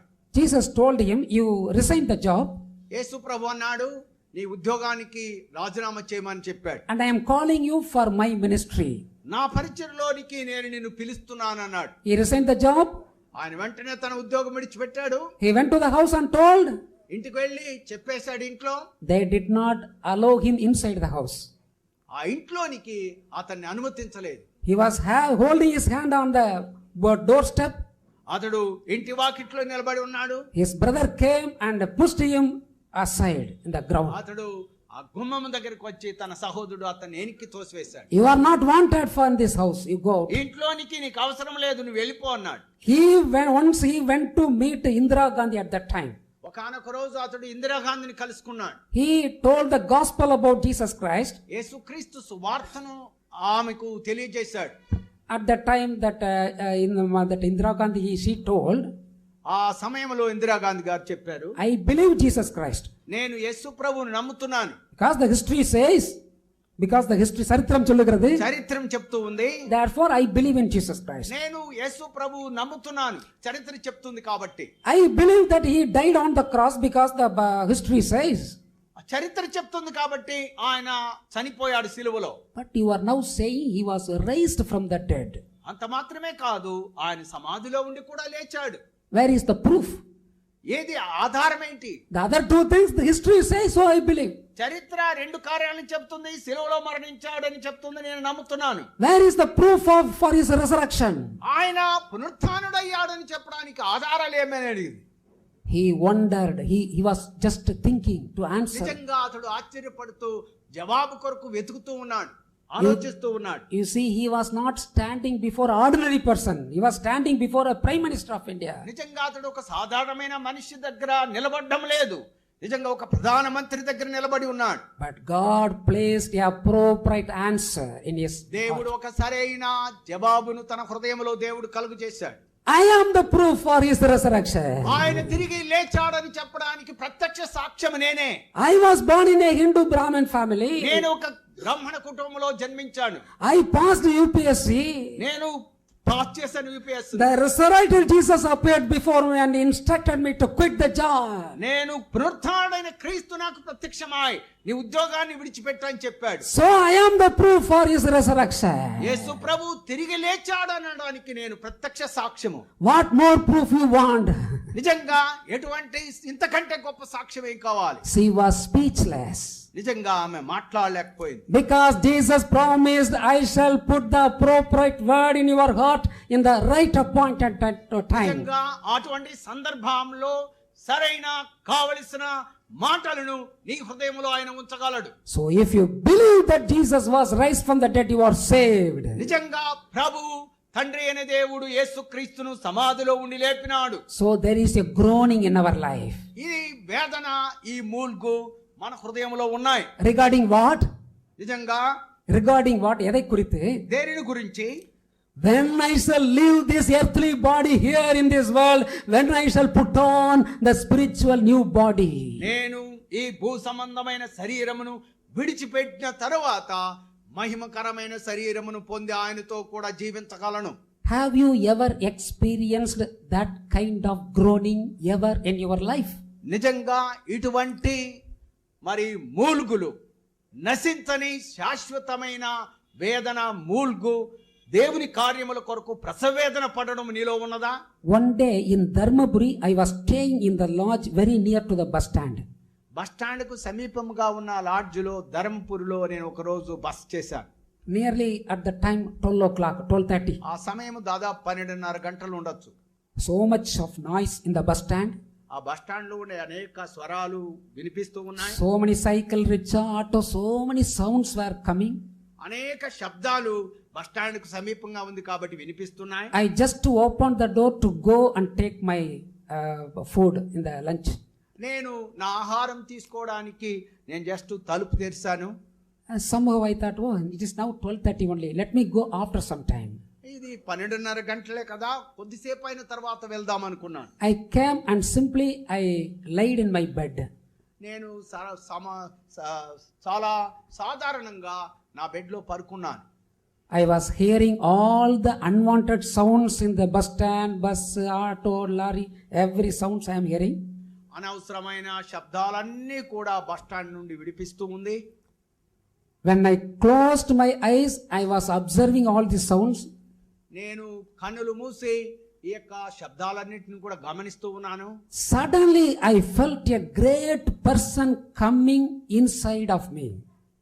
వెంటనే ఒక గొప్ప వ్యక్తి లోపలికి రావడం జరిగింది. My eyes were closed. నా కళ్ళు మూయబడి ఉన్నాయి. My ears were forcibly stopped to hear all the noises of this world. ఈ భూ సంబంధమైన శబ్దాలన్నిటిని కూడా వినకుండా నా చెవులు మూసివేయబడింది. It was a broad daylight, ఒక ప్రకాశమానమైన వెలుగు. but I started screaming towards that person, ఎవరు ఆ వ్యక్తి అని నేను ఆలోచించడానికి మొదలు పెట్టాను. Lord, you should not go away from me. You should not go away from me. I'm closing. I was not able to open my eyes. I started telling, Lord, you should not go away from me. You should be there permanently in me. Like that I started telling. నేను ఇలా చెప్పుకుంటున్నాను, దయచేసి బయటకు వెళ్ళిపోకు, నాతో కూడా శాశ్వతంగా ఇక్కడే ఉండు అని చెప్పుకుంటూ ఉన్నాను. என்னை விட்டு போக கூடாது ஆண்டவரே, என் கூட தான் இருக்கணும், என் கூட போகவே கூடாது அப்படின்னு சொல்லிட்டே இருக்கிறேன் நான். నేను ప్రభా నాతో కూడా ఉండాలి ప్రభా, నువ్వు వెళ్ళిపోకూడదు ఈ గదిలో ఉండి అని అంటున్నాను. நான் இப்படி சொல்லிட்டே இருக்கும்போது அப்படியே அவர் வந்துட்டு அப்படி போற மாதிரி ஒரு அனுபவம். నేను అలా చెప్తూ ఉన్నప్పుడు ఆయన వచ్చి అలా వెళ్ళిపోయే అనుభవం. நான் போக கூடாதுன்னு சொல்றேன், నేను వెళ్ళకూడదు అంటున్నాను. ஆனா அப்படியே அவர் வந்துட்டு அப்படியே போயிட்டார். ఆయన అలాగే వచ్చి ఆయన వెళ్ళిపోయాడు. Even now I used to remember that glorious experience. అటువంటి మహిమకరమైన అనుభవాన్ని నేను మీకు జ్ఞాపకం చేస్తున్నాను. It lasted for few minutes, that's all. నిజంగా ఆఖరుగా మరి కొన్ని నిమిషాల్లో You just imagine permanently, if you are given a spiritual body, how great blessing it shall be. నిజంగా రెప్పపాటున మహిమకరమైన శరీరము మనకి ఇవ్వబడితే అది ఎంత శాశ్వత ఆనందం అండి. Groaning నిజంగా దాని కొరకు మనకు వేదన మూల్గున్నట్లయితే, for adoption. నిజంగా ఆ యొక్క దాసత్వము నుండి విడిపింపబడి దత్తపుత్రత్వము కొరకు, ஆவியின் முதற் பலன்களை பெற்ற நாமும் கூட நம்முடைய சரீரம் மீட்பாகிய புத்திர சுவிகாரம் வருவதற்கு காத்திருந்து நமக்குள்ளே தவிக்கிறோம். మనమందరము కూడా నాశనమునకు లోనైన దాస్యములో నుండి విడిపింపబడి దేవుని పిల్లలు పొందబో మహిమ గల స్వాతంత్రము పొందుదుమన్న నిరీక్షణ గలవారమై స్వేచ్ఛగా దాని కొరకు జీవించుతున్నాం. அந்த நம்பிக்கையினாலே நாம் ரட்சிக்கப்பட்டிருக்கிறோம். కాబట్టి అందులో ఉండి విడిపించబడ్డానికి మనం రక్షింపబడ్డాం. We are saved by that hope. నిజంగా అటువంటి నిరీక్షణ కొరకు మనం రక్షింపబడ్డాం. How I know that I am saved? నిజంగా ఆ సమయంలో మనం ఎలా రక్షింపబడగలం? I am saved by that hope. అటువంటి నిరీక్షణ కొరకు నేను రక్షింపబడ్డాను. Because I am experiencing that groaning in me. Oh, when I shall put off this earthly body, when I shall put on the celestial body. అటువంటి వేదన మూల్గు, ప్రభువా ఈ శరీరమును విడిచిపెట్టి నేను నిత్య మహిమ కొరకు ఆ మహిమా శరీరములో ప్రవేశించడానికి ఆశపడుతూ ఉన్నానని మనం మూల్గుతూ ఉన్నాం. Fourthly, what is the believer's privilege? దయచేసి ఆఖరుగా విశ్వాసుల యొక్క అంతస్తు, హక్కు, విశేష అధికారం ఏంటంటే, in this world normally when we are promoted we are happy when we get promotion in our office. నిజంగా మన జీవితంలో భూ సంబంధంగా మరి పదోన్నత కార్యక్రమాలు ఏదో మనకు అనుగ్రహించినప్పుడు మనం సంతోషంగా ఉంటాం. What is our promotion in the spiritual side? ఆత్మీయ జీవితంలో మన యొక్క పదోన్నతి ఏంటి? When I was promoted from junior telecom officer to subdivision engineer, నిజంగా నేను జూనియర్ గా టెలికాం ఆఫీస్ లో పనిచేస్తూ సబ్ డివిజనల్ ఇంజనీర్ గా మరి పదోన్నతి పొందాను. I never told this even to my mother or father.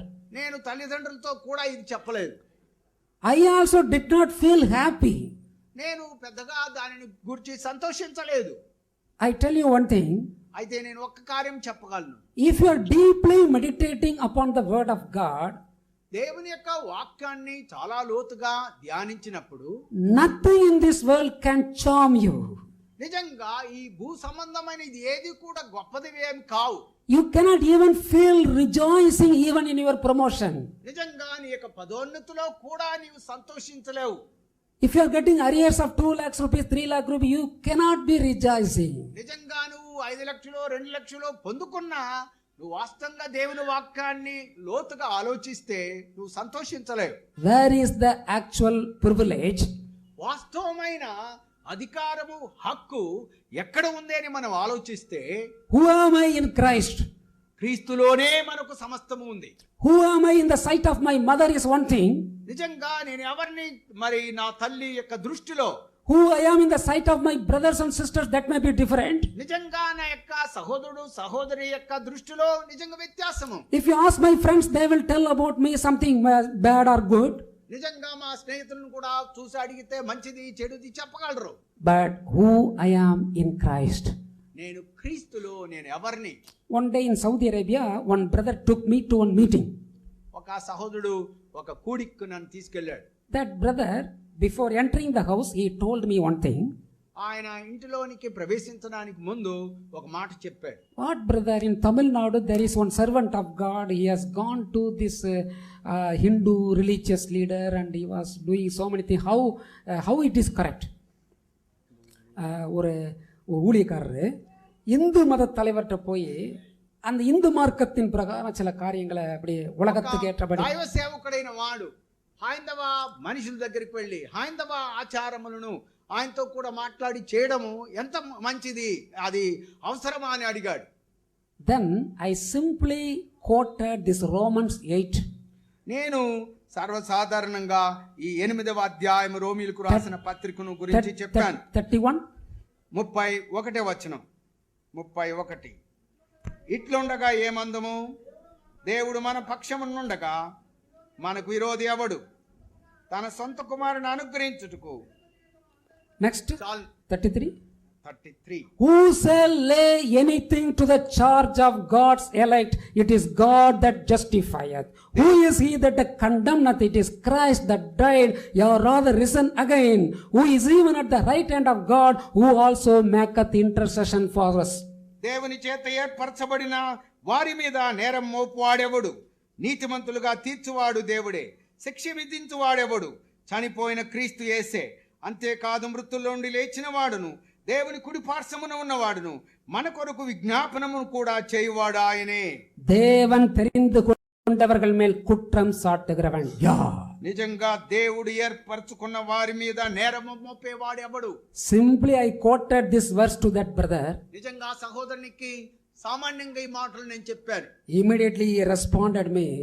ఆయన వెంటనే స్పందించాడు. Yes brother, I am not entitled to condemn that servant of God. వాస్తవము సహోదరుడా, ఆ దైవ సేవకుని ఖండించుటకు నేను ఏమాత్రం పాత్రుని కాను అన్నాడు.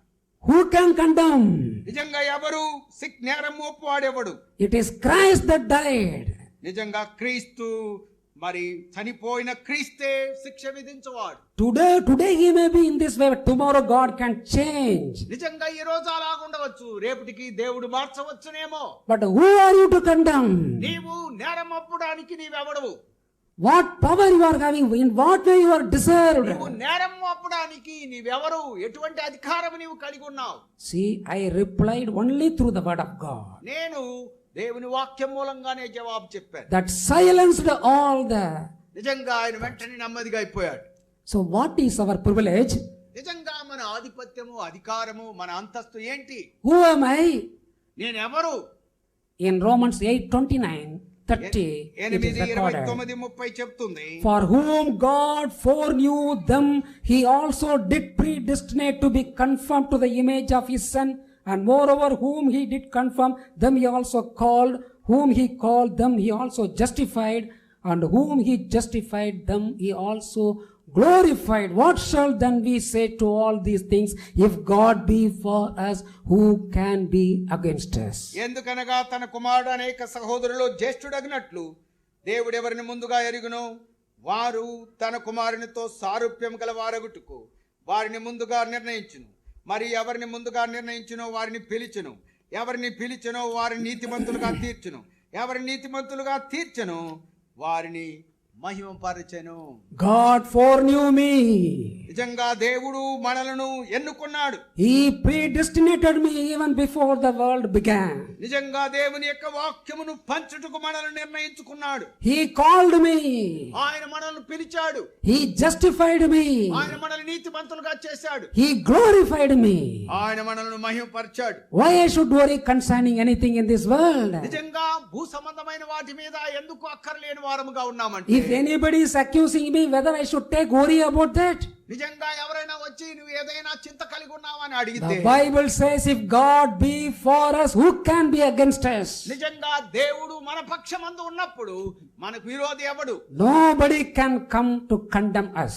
నిజంగా మనకు శిక్ష విధించు వాడెవడు కూడా లేడు. Our privilege, we must always confess. నిజంగా మన యొక్క అంతస్తు ముందుగానే నిర్ణయించబడింది. I am a redeemed child of God. నిజంగా నేను అది పొందుకోవడానికి సిద్ధంగా ఉండాలి. I am not appointed for wrath of God to come in this world. నిజంగా దాన్ని పొందుకోవడానికి నేను నియమించబడ్డాను. Because I received the passport for the eternal kingdom of God. దేవుని యొక్క నిత్య రాజ్యంలో ప్రవేశించడానికి నేను పాస్పోర్ట్ ను పొందుకున్నాను ప్రభు దగ్గర. Where is the passport? ఎక్కడ పాస్పోర్టు?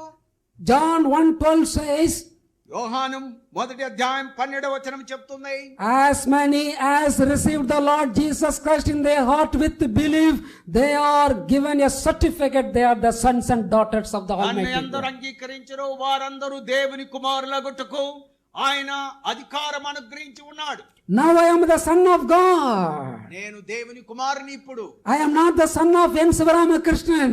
నిజంగా నేను సర్వసాధారణమైన క్రైస్తవుని కాదు. I am the son of the Almighty God. నేను సర్వశక్తిమంతుడైన దేవుని కుమారుణ్ణి.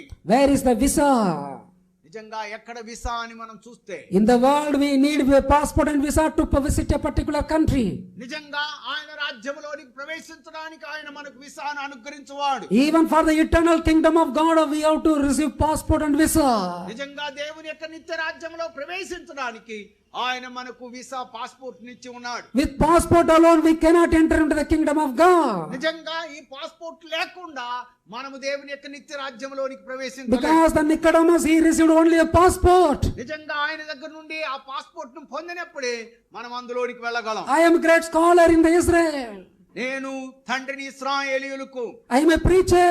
నేను ప్రసంగికుణ్ణి. So I am already having passport. నేను ముందుగానే వీటిని కలిగి ఉన్నాను. Without visa nobody can ever see or నిజంగా enter.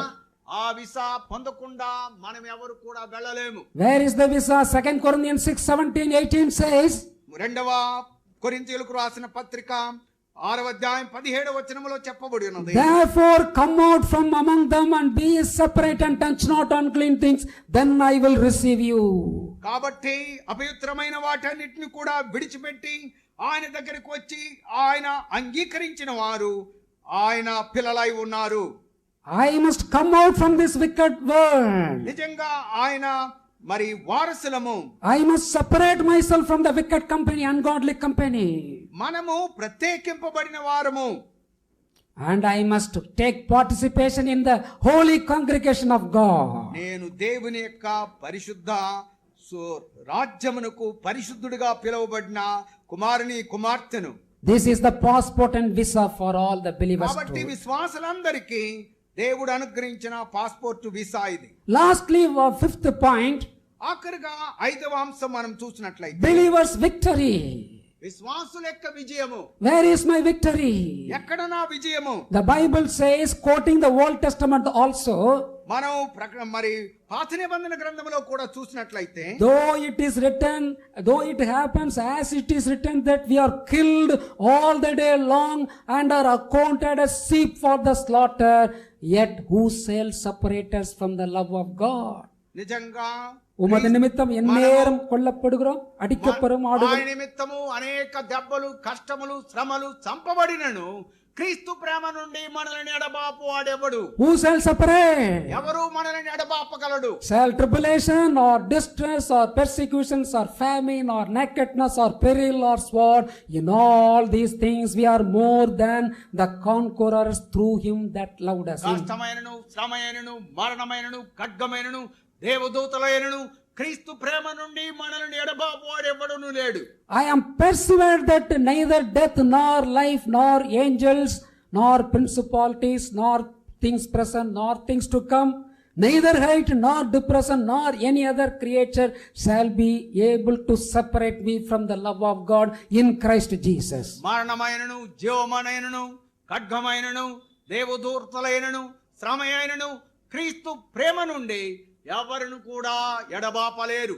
நிச்சயித்திருக்கிறேன். అటువంటి నిశ్చయం నేను కలిగి ఉన్నాను. கிறிஸ்துவின் அன்பை விட்டு என்னை பிரிக்காதென்று நிச்சயித்திருக்கிறேன். అటువంటి నమ్మకం కలిగి ఉన్నాను. அந்த நிச்சயம் உங்களுக்கு உண்டா? ఆ నిశ్చయత మీకున్నదా?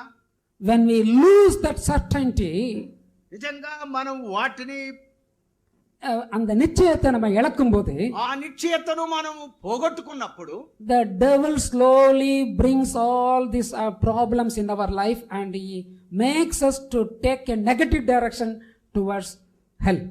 మనం ఎప్పుడైతే అటువంటి నిర్ణయము లేకుండా ఉంటామో అప్పుడు అపవాది మెల్లగా ప్రవేశించి మన ఆత్మీయ జీవితంలో కింద పడవేయడానికి ప్రయత్నిస్తాడు. நாம் நம்மில் அன்பு கூறுகிறவராலே முற்றும் ஜெயம் கொள்ளுகிறவர்களாய் இருக்கிறோமே. మనలను ప్రేమించు క్రీస్తునందు మనం సంపూర్ణంగా ఎరిగిన వారమై ఉన్నాం. One thing you have to remember, ఒక కార్యము నీవు జ్ఞాపకం ఉంచుకోవాలి. you are not suffering all alone in this world. నీవు ఒక్కడవే భూమి మీద శ్రమలను కష్టములను పొందడం లేదు. You are suffering with Christ. నీవు క్రీస్తుతో కూడా శ్రమ పడుతున్నావు. If that is true, అది వాస్తవము. then with Jesus you can conquer also. கிறிஸ்துவினால் இங்க ஜெயம் எடுக்க முடியும். నీవు క్రీస్తుతో నీవు జయమును పొందగలవు. When we walk with Christ, నీవు క్రీస్తుతో కూడా నడిస్తే, when we suffer with Christ, క్రీస్తుతో శ్రమ పడితే, all this listed 17 items, though it comes in our life, yet God, together with God, we are more than the conquerors through him that loved us. 17 కార్యముల నుండి నీవు జయం పొంది నిశ్చయంగా ప్రభు కొరకు జీవించగలవు. అటువంటి నిశ్చయత కలిగి ఉండగలవు. So we are in the process of knowing, వాస్తవంగా మనమందరం కూడా ఎరుగుట, we are in the process of perceiving, మనము గ్రహించుట, we are in the process of receiving, మనం ప్రభు దగ్గర నుండి పొందుకొనుట, we are in the process of experiencing, మనం వాటిని అనుభవించుట, we are in the process of sharing. మనమందరం పొందుకున్న వాటిని మనం పంచిపెట్టే వారమై ఉన్నాం. పాలు పంచువారము. 5 possible life are recorded in the word of God. ఈ యొక్క 5 విధములైన కార్యములు దేవుని వాక్యములో వ్రాయబడి ఉన్నది. Striving Christian life, నిజంగా క్రైస్తవ పోరాటము, struggling Christian life, క్రైస్తవ పోరాటము, యుద్ధము, compromising life, నిజంగా రాజీ పడని జీవితం, explicit backsliding life, నిజంగా வெளிப்படையான பின்மாற்ற ஜீவிతం, భక్తిహీనత జీవించే జీవితము, மறைமுகமான பின்மாற்ற ஜீவியம். రహస్యమైన భక్తిహీనత. But God helped us నిజంగా దేవుడు మనకు సహాయం చేసేవాడు. by these 5 topics that we meditated. నిజంగా ఈ 5 కార్యములను ధ్యానించడానికి దేవుడు మనకు సహాయం చేశాడు. Believers striving, నిజంగా దేవుని యొక్క పిల్లలు పోరాటములు ఉన్నాయి.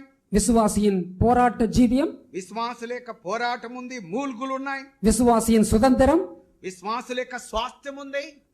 விசுவாசியின் தவிப்பு, విశ్వాసుల యొక్క అంతస్తు, అధికారము, தவிப்பு, விசுவாசியின் విశ్వాసుల தவிப்பு, యొక్క మూల్గు లేకపోతే మొర, விசுவாசியின் அந்தஸ்து, பிரிவிலேஜ், విశ్వాసుల యొక్క అంతస్తు, விசுவாசியின் ஜெயம். విశ్వాసుల యొక్క జయము. So all these 5 topics we meditated through Romans 8. మనమందరం కూడా ఈ 5 అంశాలను రోమీయులకు రాసిన పత్రిక 8వ అధ్యాయంలో ధ్యానించాం. Carnal and spiritual. మాంసం, ఆత్మీయంగాను శారీరకంగాను. carnally minded is death, మాంస సింధై మరణం. శారీరక ప్రకారమైన మనస్సు మరణము. To be spiritually minded is life and peace. ఆవిயின் సింధయో జీవన ఆత్మానుసారమైన సమాధానం. మనస్సు జీవమును సమాధానమునై ఉన్నది. மாம்ச சிந்தை தேவனுக்கு விரோதமான பகை. శరీరానుసారమైన మనస్సు దేవునికి విరోధమైంది. அது தேவனுடைய நியாய பிரமாணத்துக்கு கீழ்ப்படியாமலும் கீழ்ப்படிய கூடாமலும் இருக்கிறது. అది దేవుని ధర్మశాస్త్రమునకు లోబడనొల్లదు. Repeating once again, carnal mind is enmity against God. అది దేవునికి విరోధమైనది. It is never subject to the law of God. నిజంగా ప్రభు యొక్క ప్రేమను మనం పొందినట్లయితే Neither indeed can be. అద కీழ்పడియ வைக்கவே முடியாது. దానికి మనం ఏ మాత్రము లోబడము. If I am walking in the carnal mind, మనమందరం కూడా శరీరానుసారమైన మనసు కలిగిన వారమై I must clearly bear in mind that I am an enemy to God. నిజంగా నేను శత్రువుతో ఏ మాత్రము శరీరానుసారముగా జీవించను అని మనం ఎదిరించినట్లయితే, What is walking with in flesh? నిజంగా శరీరానుసారంగా ప్రవర్తిస్తే ఏం జరుగుతుంది? In the last year we meditated on one topic. మనము గత సంవత్సరము ఒక మాట ధ్యానించాం. From Romans 14:17 we meditated. రోమీయులకు రాసిన పత్రిక 14:17లో చదివాం. God's kingdom is not in eating and drinking.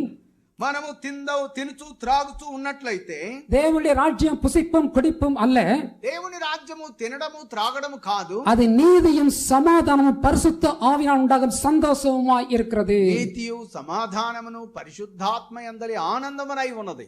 You just look back దయచేసి కాస్త వెనక్కి తిరిగి చూడండి. whether eating has played an important role in my life. నా జీవితంలో కేవలము తినడం మాత్రమే అన్న ఒక ప్రాముఖ్యమైన కార్యంగా ఉందా? Whether wearing dress, whether that played an important role in my life. ఒకవేళ వస్త్రధారణలో కూడా ఒక ప్రత్యేకంగా అదే ధరించాలన్న భావం ఉందా?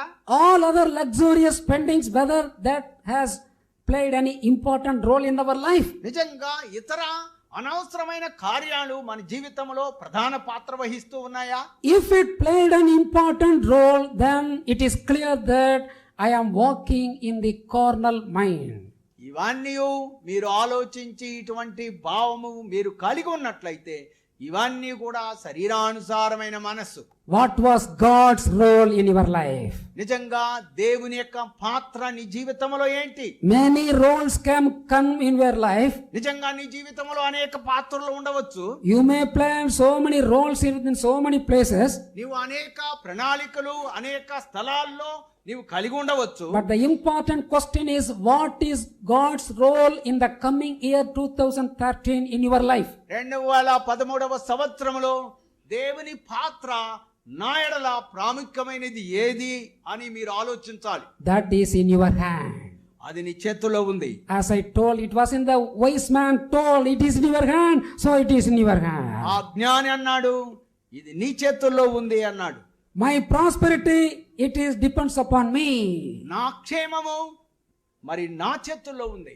In Ecclesiastes 7:14 says, பிரசங்கி 7:14 சொல்லுகிறது, 7:14 చెప్తుంది, வாழ்வு காலத்தில் நன்மையை அனுபவித்திரு. నీ యవన జీవితంలో నీవు క్షేమమును మంచిని అనుభవించు. தாழ்வு காலத்தில் சிந்தனை செய். నీవు కష్టకాలమందు దుఃఖించు అనగా లేకపోతే ఆలోచించు. In the days of prosperity enjoy. క్షేమంగా ఉన్నప్పుడు సంతోషించు. But in the days of adversity consider. శ్రమల కాలములో నీవు ప్రార్థించు లేకపోతే No. దేవుని సన్నిధిలో ఆలోచించు. Normally people started considering many things only in the days of adversity. నిజంగా చాలా మంది ప్రజలు అటువంటి సందర్భాల్లో నిజంగా ఆనందంగా సంతోషంగా ఉంటారు. When good health and good money, we pay less attention to the voice of God. నిజంగా మన దగ్గర డబ్బులు సమస్తము ఉన్నప్పుడు మనం చాలా సంతోషంగా ఉంటాం. But in the days of adversity, we are serious to think many things. నిజంగా మనకి ఎప్పుడైతే బలహీనత మన దగ్గర సాలినంత లేకుండా ఉంటుందో అటువంటి సమయంలో మనం చాలా సంతోషంగా ఉండము. But I tell you one important truth. నేను చాలా ప్రాముఖ్యమైన సత్యాన్ని మీతో చెప్తాను. நீ வாழ்வு காலத்திலேயே சிந்தனை பண்ண ஆரம்பிச்சிரு. నీవు జీవించే కాలంలోనే నువ్వు ఆలోచించడానికి ప్రారంభించు. The Bible says in the days of your prosperity enjoy, but I say in the days of your prosperity start considering. నిజంగా నీ సంతోషంగా ఉన్న రోజుల్లోనే క్షేమంగా ఉన్న రోజుల్లోనే నీవు దైవికమైన కార్యముల గురించి ఆలోచించాలి. Sometimes I used to pray like this. నేను కొన్నిసార్లు ఇలా ప్రార్థన చేస్తూ ఉంటాను. Lord, because there is no earthquake in Rameswaram or in place wherever, there is no earthquake, I am saved. ప్రభా, ఈ యొక్క భూకంపము మరి రామేశ్వరం లాకుండా ఉంటే మంచిది అని నేను అనుకుంటాను. ఎందుకంటే రాలేదు. When all situation is quite normal, నిజంగా పరిస్థితులన్నీ కూడా సాధారణంగా ఉన్నప్పుడు I used to pray seriously, Lord, I thank you because there is no earthquake, there is no storm, there is no pestilences. ప్రభా, మరి భూకంపం రాలేదు, సమస్యలు రాలేదు అని చెప్పి మనం సర్వసాధారణంగా దేవునికి స్తుతి చెల్లిస్తూ ఉంటాం. Lord, I thank you that you have given me a good health to walk. ప్రభా, నడవడానికి మంచి ఆరోగ్యం ఇచ్చావు కాబట్టి నీకు స్తోత్రం అంటూ ఉంటాను. If you start considering many things, even in the days of prosperity, in the days of adversity, you will learn as to how you can walk wisely. నిజంగా మనకు సమస్యలు, కష్టములు, ఇబ్బందులు ఉన్నప్పుడే జ్ఞానంగా వివేచించి మనం జీవించడానికి ప్రయత్నం చేయాలి. Definitely days of prosperity and days of adversity will come to all. వాస్తవంగా క్షేమం వస్తుంది, నష్టము కష్టాలు కూడా జీవితానికి కలుగుతాయి. But you must take a stand. I shall start considering even in the days of prosperity. నేను శ్రమలు వచ్చినా కష్టములు వచ్చినా ప్రభు కొరకు నిలబడతానన్న తీర్మానం మీకు ఉండాలి. So that the days of adversity shall not destroy me. కాబట్టి శ్రమలు వచ్చినను నేను నశించిపోను. But most people are giving heed to God only in their bad times. కొన్నిసార్లు చాలా మంది సమస్యలు కష్టములు ఉన్నప్పుడే అటువంటి వాటిని గురించి ఆలోచిస్తూ ఉంటారు. So what is going to be God's role in 2013? I leave. దయచేసి 2013వ సంవత్సరంలో దేవుని యొక్క పాత్ర నాలో నీలో ఏంటనే మనం ఆలోచించినట్లయితే How we are going to enter in 2013? మనము ఏ విధంగా 2013వ సంవత్సరంలో ప్రవేశించబోతున్నాం. Lord, you play important role in all areas of my life. నా జీవితం యొక్క ప్రతి భాగములో నీవే నీ పాత్రను నాకు అనుగ్రహించు. If we allow God to play significant role in all areas of our life, then God will make our role concerning His things as most significant. దేవుని యొక్క తలంపు ఆలోచన దైవికమైన నడుపుదల లేకుండా దేవుని యొక్క పాత్రను మనం సరిగా నిర్వహించలేము. Carnal mind, it is an enmity against God. నిజంగా శరీరానుసారమైన మనస్సు దేవునికి విరోధమైనది. I shall not be an enemy to God. నేను శత్రువుకు ఏ మాత్రము భయపడను. Only one enemy, the devil. ఒకటే అపవాది మన శత్రువు. He is the enemy of the entire mankind. He is the enemy of God Himself. నిజంగా మనకు శత్రువు తొలగిపోతే ఇంకొక శత్రువు ఏంటంటే మన శరీరము. So if we give room for the devil, we become an enemy to God. నిజంగా మనము శత్రువు நம்ம பிசாசுக்கு இடம் கொடுத்தா நம்ம தேவனுக்கு சத்ருவா மாறி விடுகிறோம். మనము అపవాదికి స్థలం ఇస్తే దేవునికి శత్రువుగా మారిపోతాం. So let us commit our life to the Lord Jesus Christ. దయచేసి మన ప్రభువుకు మనల్ని సమర్పించుకుందాం. And let us commit all areas of our life to the Lord Jesus మన Christ. జీవితం యొక్క ప్రతి భాగాన్ని ఆయనకి సమర్పించుకుందాం. Then He will make you to play an important role in all areas of your life. అప్పుడు మన యొక్క శరీరములో ఆత్మలో అన్ని భాగముల్లో ఆయన పని చేయగలడు. Let us pray. దయచేసి ప్రార్థన చేసుకుందాం. మా కృప కలిగిన పరలోకపు తండ్రి, నీ ప్రశస్తమైన వాక్కుల కొరకు నీకు స్తోత్రములు. Lord, we come to you for the needs of our people. ప్రభువా, నీ పిల్లల యొక్క అవసరతల కొరకు ప్రార్థిస్తూ ఉన్నాను. We pray for all the people who are in a disease. ప్రభువా, మరి అనేక వ్యాధుల్లో కష్టంలో ఉన్న వారి కొరకు ప్రార్థిస్తూ ఉన్నాను. Let all the weakness in the body depart in the name of Jesus Christ. యేసుక్రీస్తు నామములో బలహీనతలన్నిటి నుండి విడిపించమని ప్రార్థిస్తున్నాను. Because of your stripes we are healed, the Bible says. ప్రభువా, నీ గాయముల చేత స్వస్థపరచమని ప్రార్థిస్తున్నాను. We pray for a good job for the people, Lord. ప్రభువా, ప్రజలకు మంచి ఉద్యోగమును అనుగ్రహించమని ప్రార్థిస్తున్నాను. Because your word says the desire of the righteous shall be granted. ప్రభువా, నీతిమంతుని యొక్క కోరికను నీవు నెరవేర్చువాడు. Let all their desires be fulfilled in the name of Jesus. ప్రభువా, యేసు నామములో వాటన్నిటిని మీరు పూర్తి చేయండి. We all pray for people who are waiting for marriage. ప్రభువా, వివాహం కొరకు కనిపెడుతున్న వారి కొరకు ప్రార్థిస్తున్నాను. Oh, it is you are only planning their marriage. ప్రభువా, నీ ప్రణాళిక ప్రభువా. And you plan and you make everything run. ప్రభువా, నీవు సర్వస్వమును నీవు చేయువాడు. We commit all our believing circle and all the people who heard the message today to your gracious word.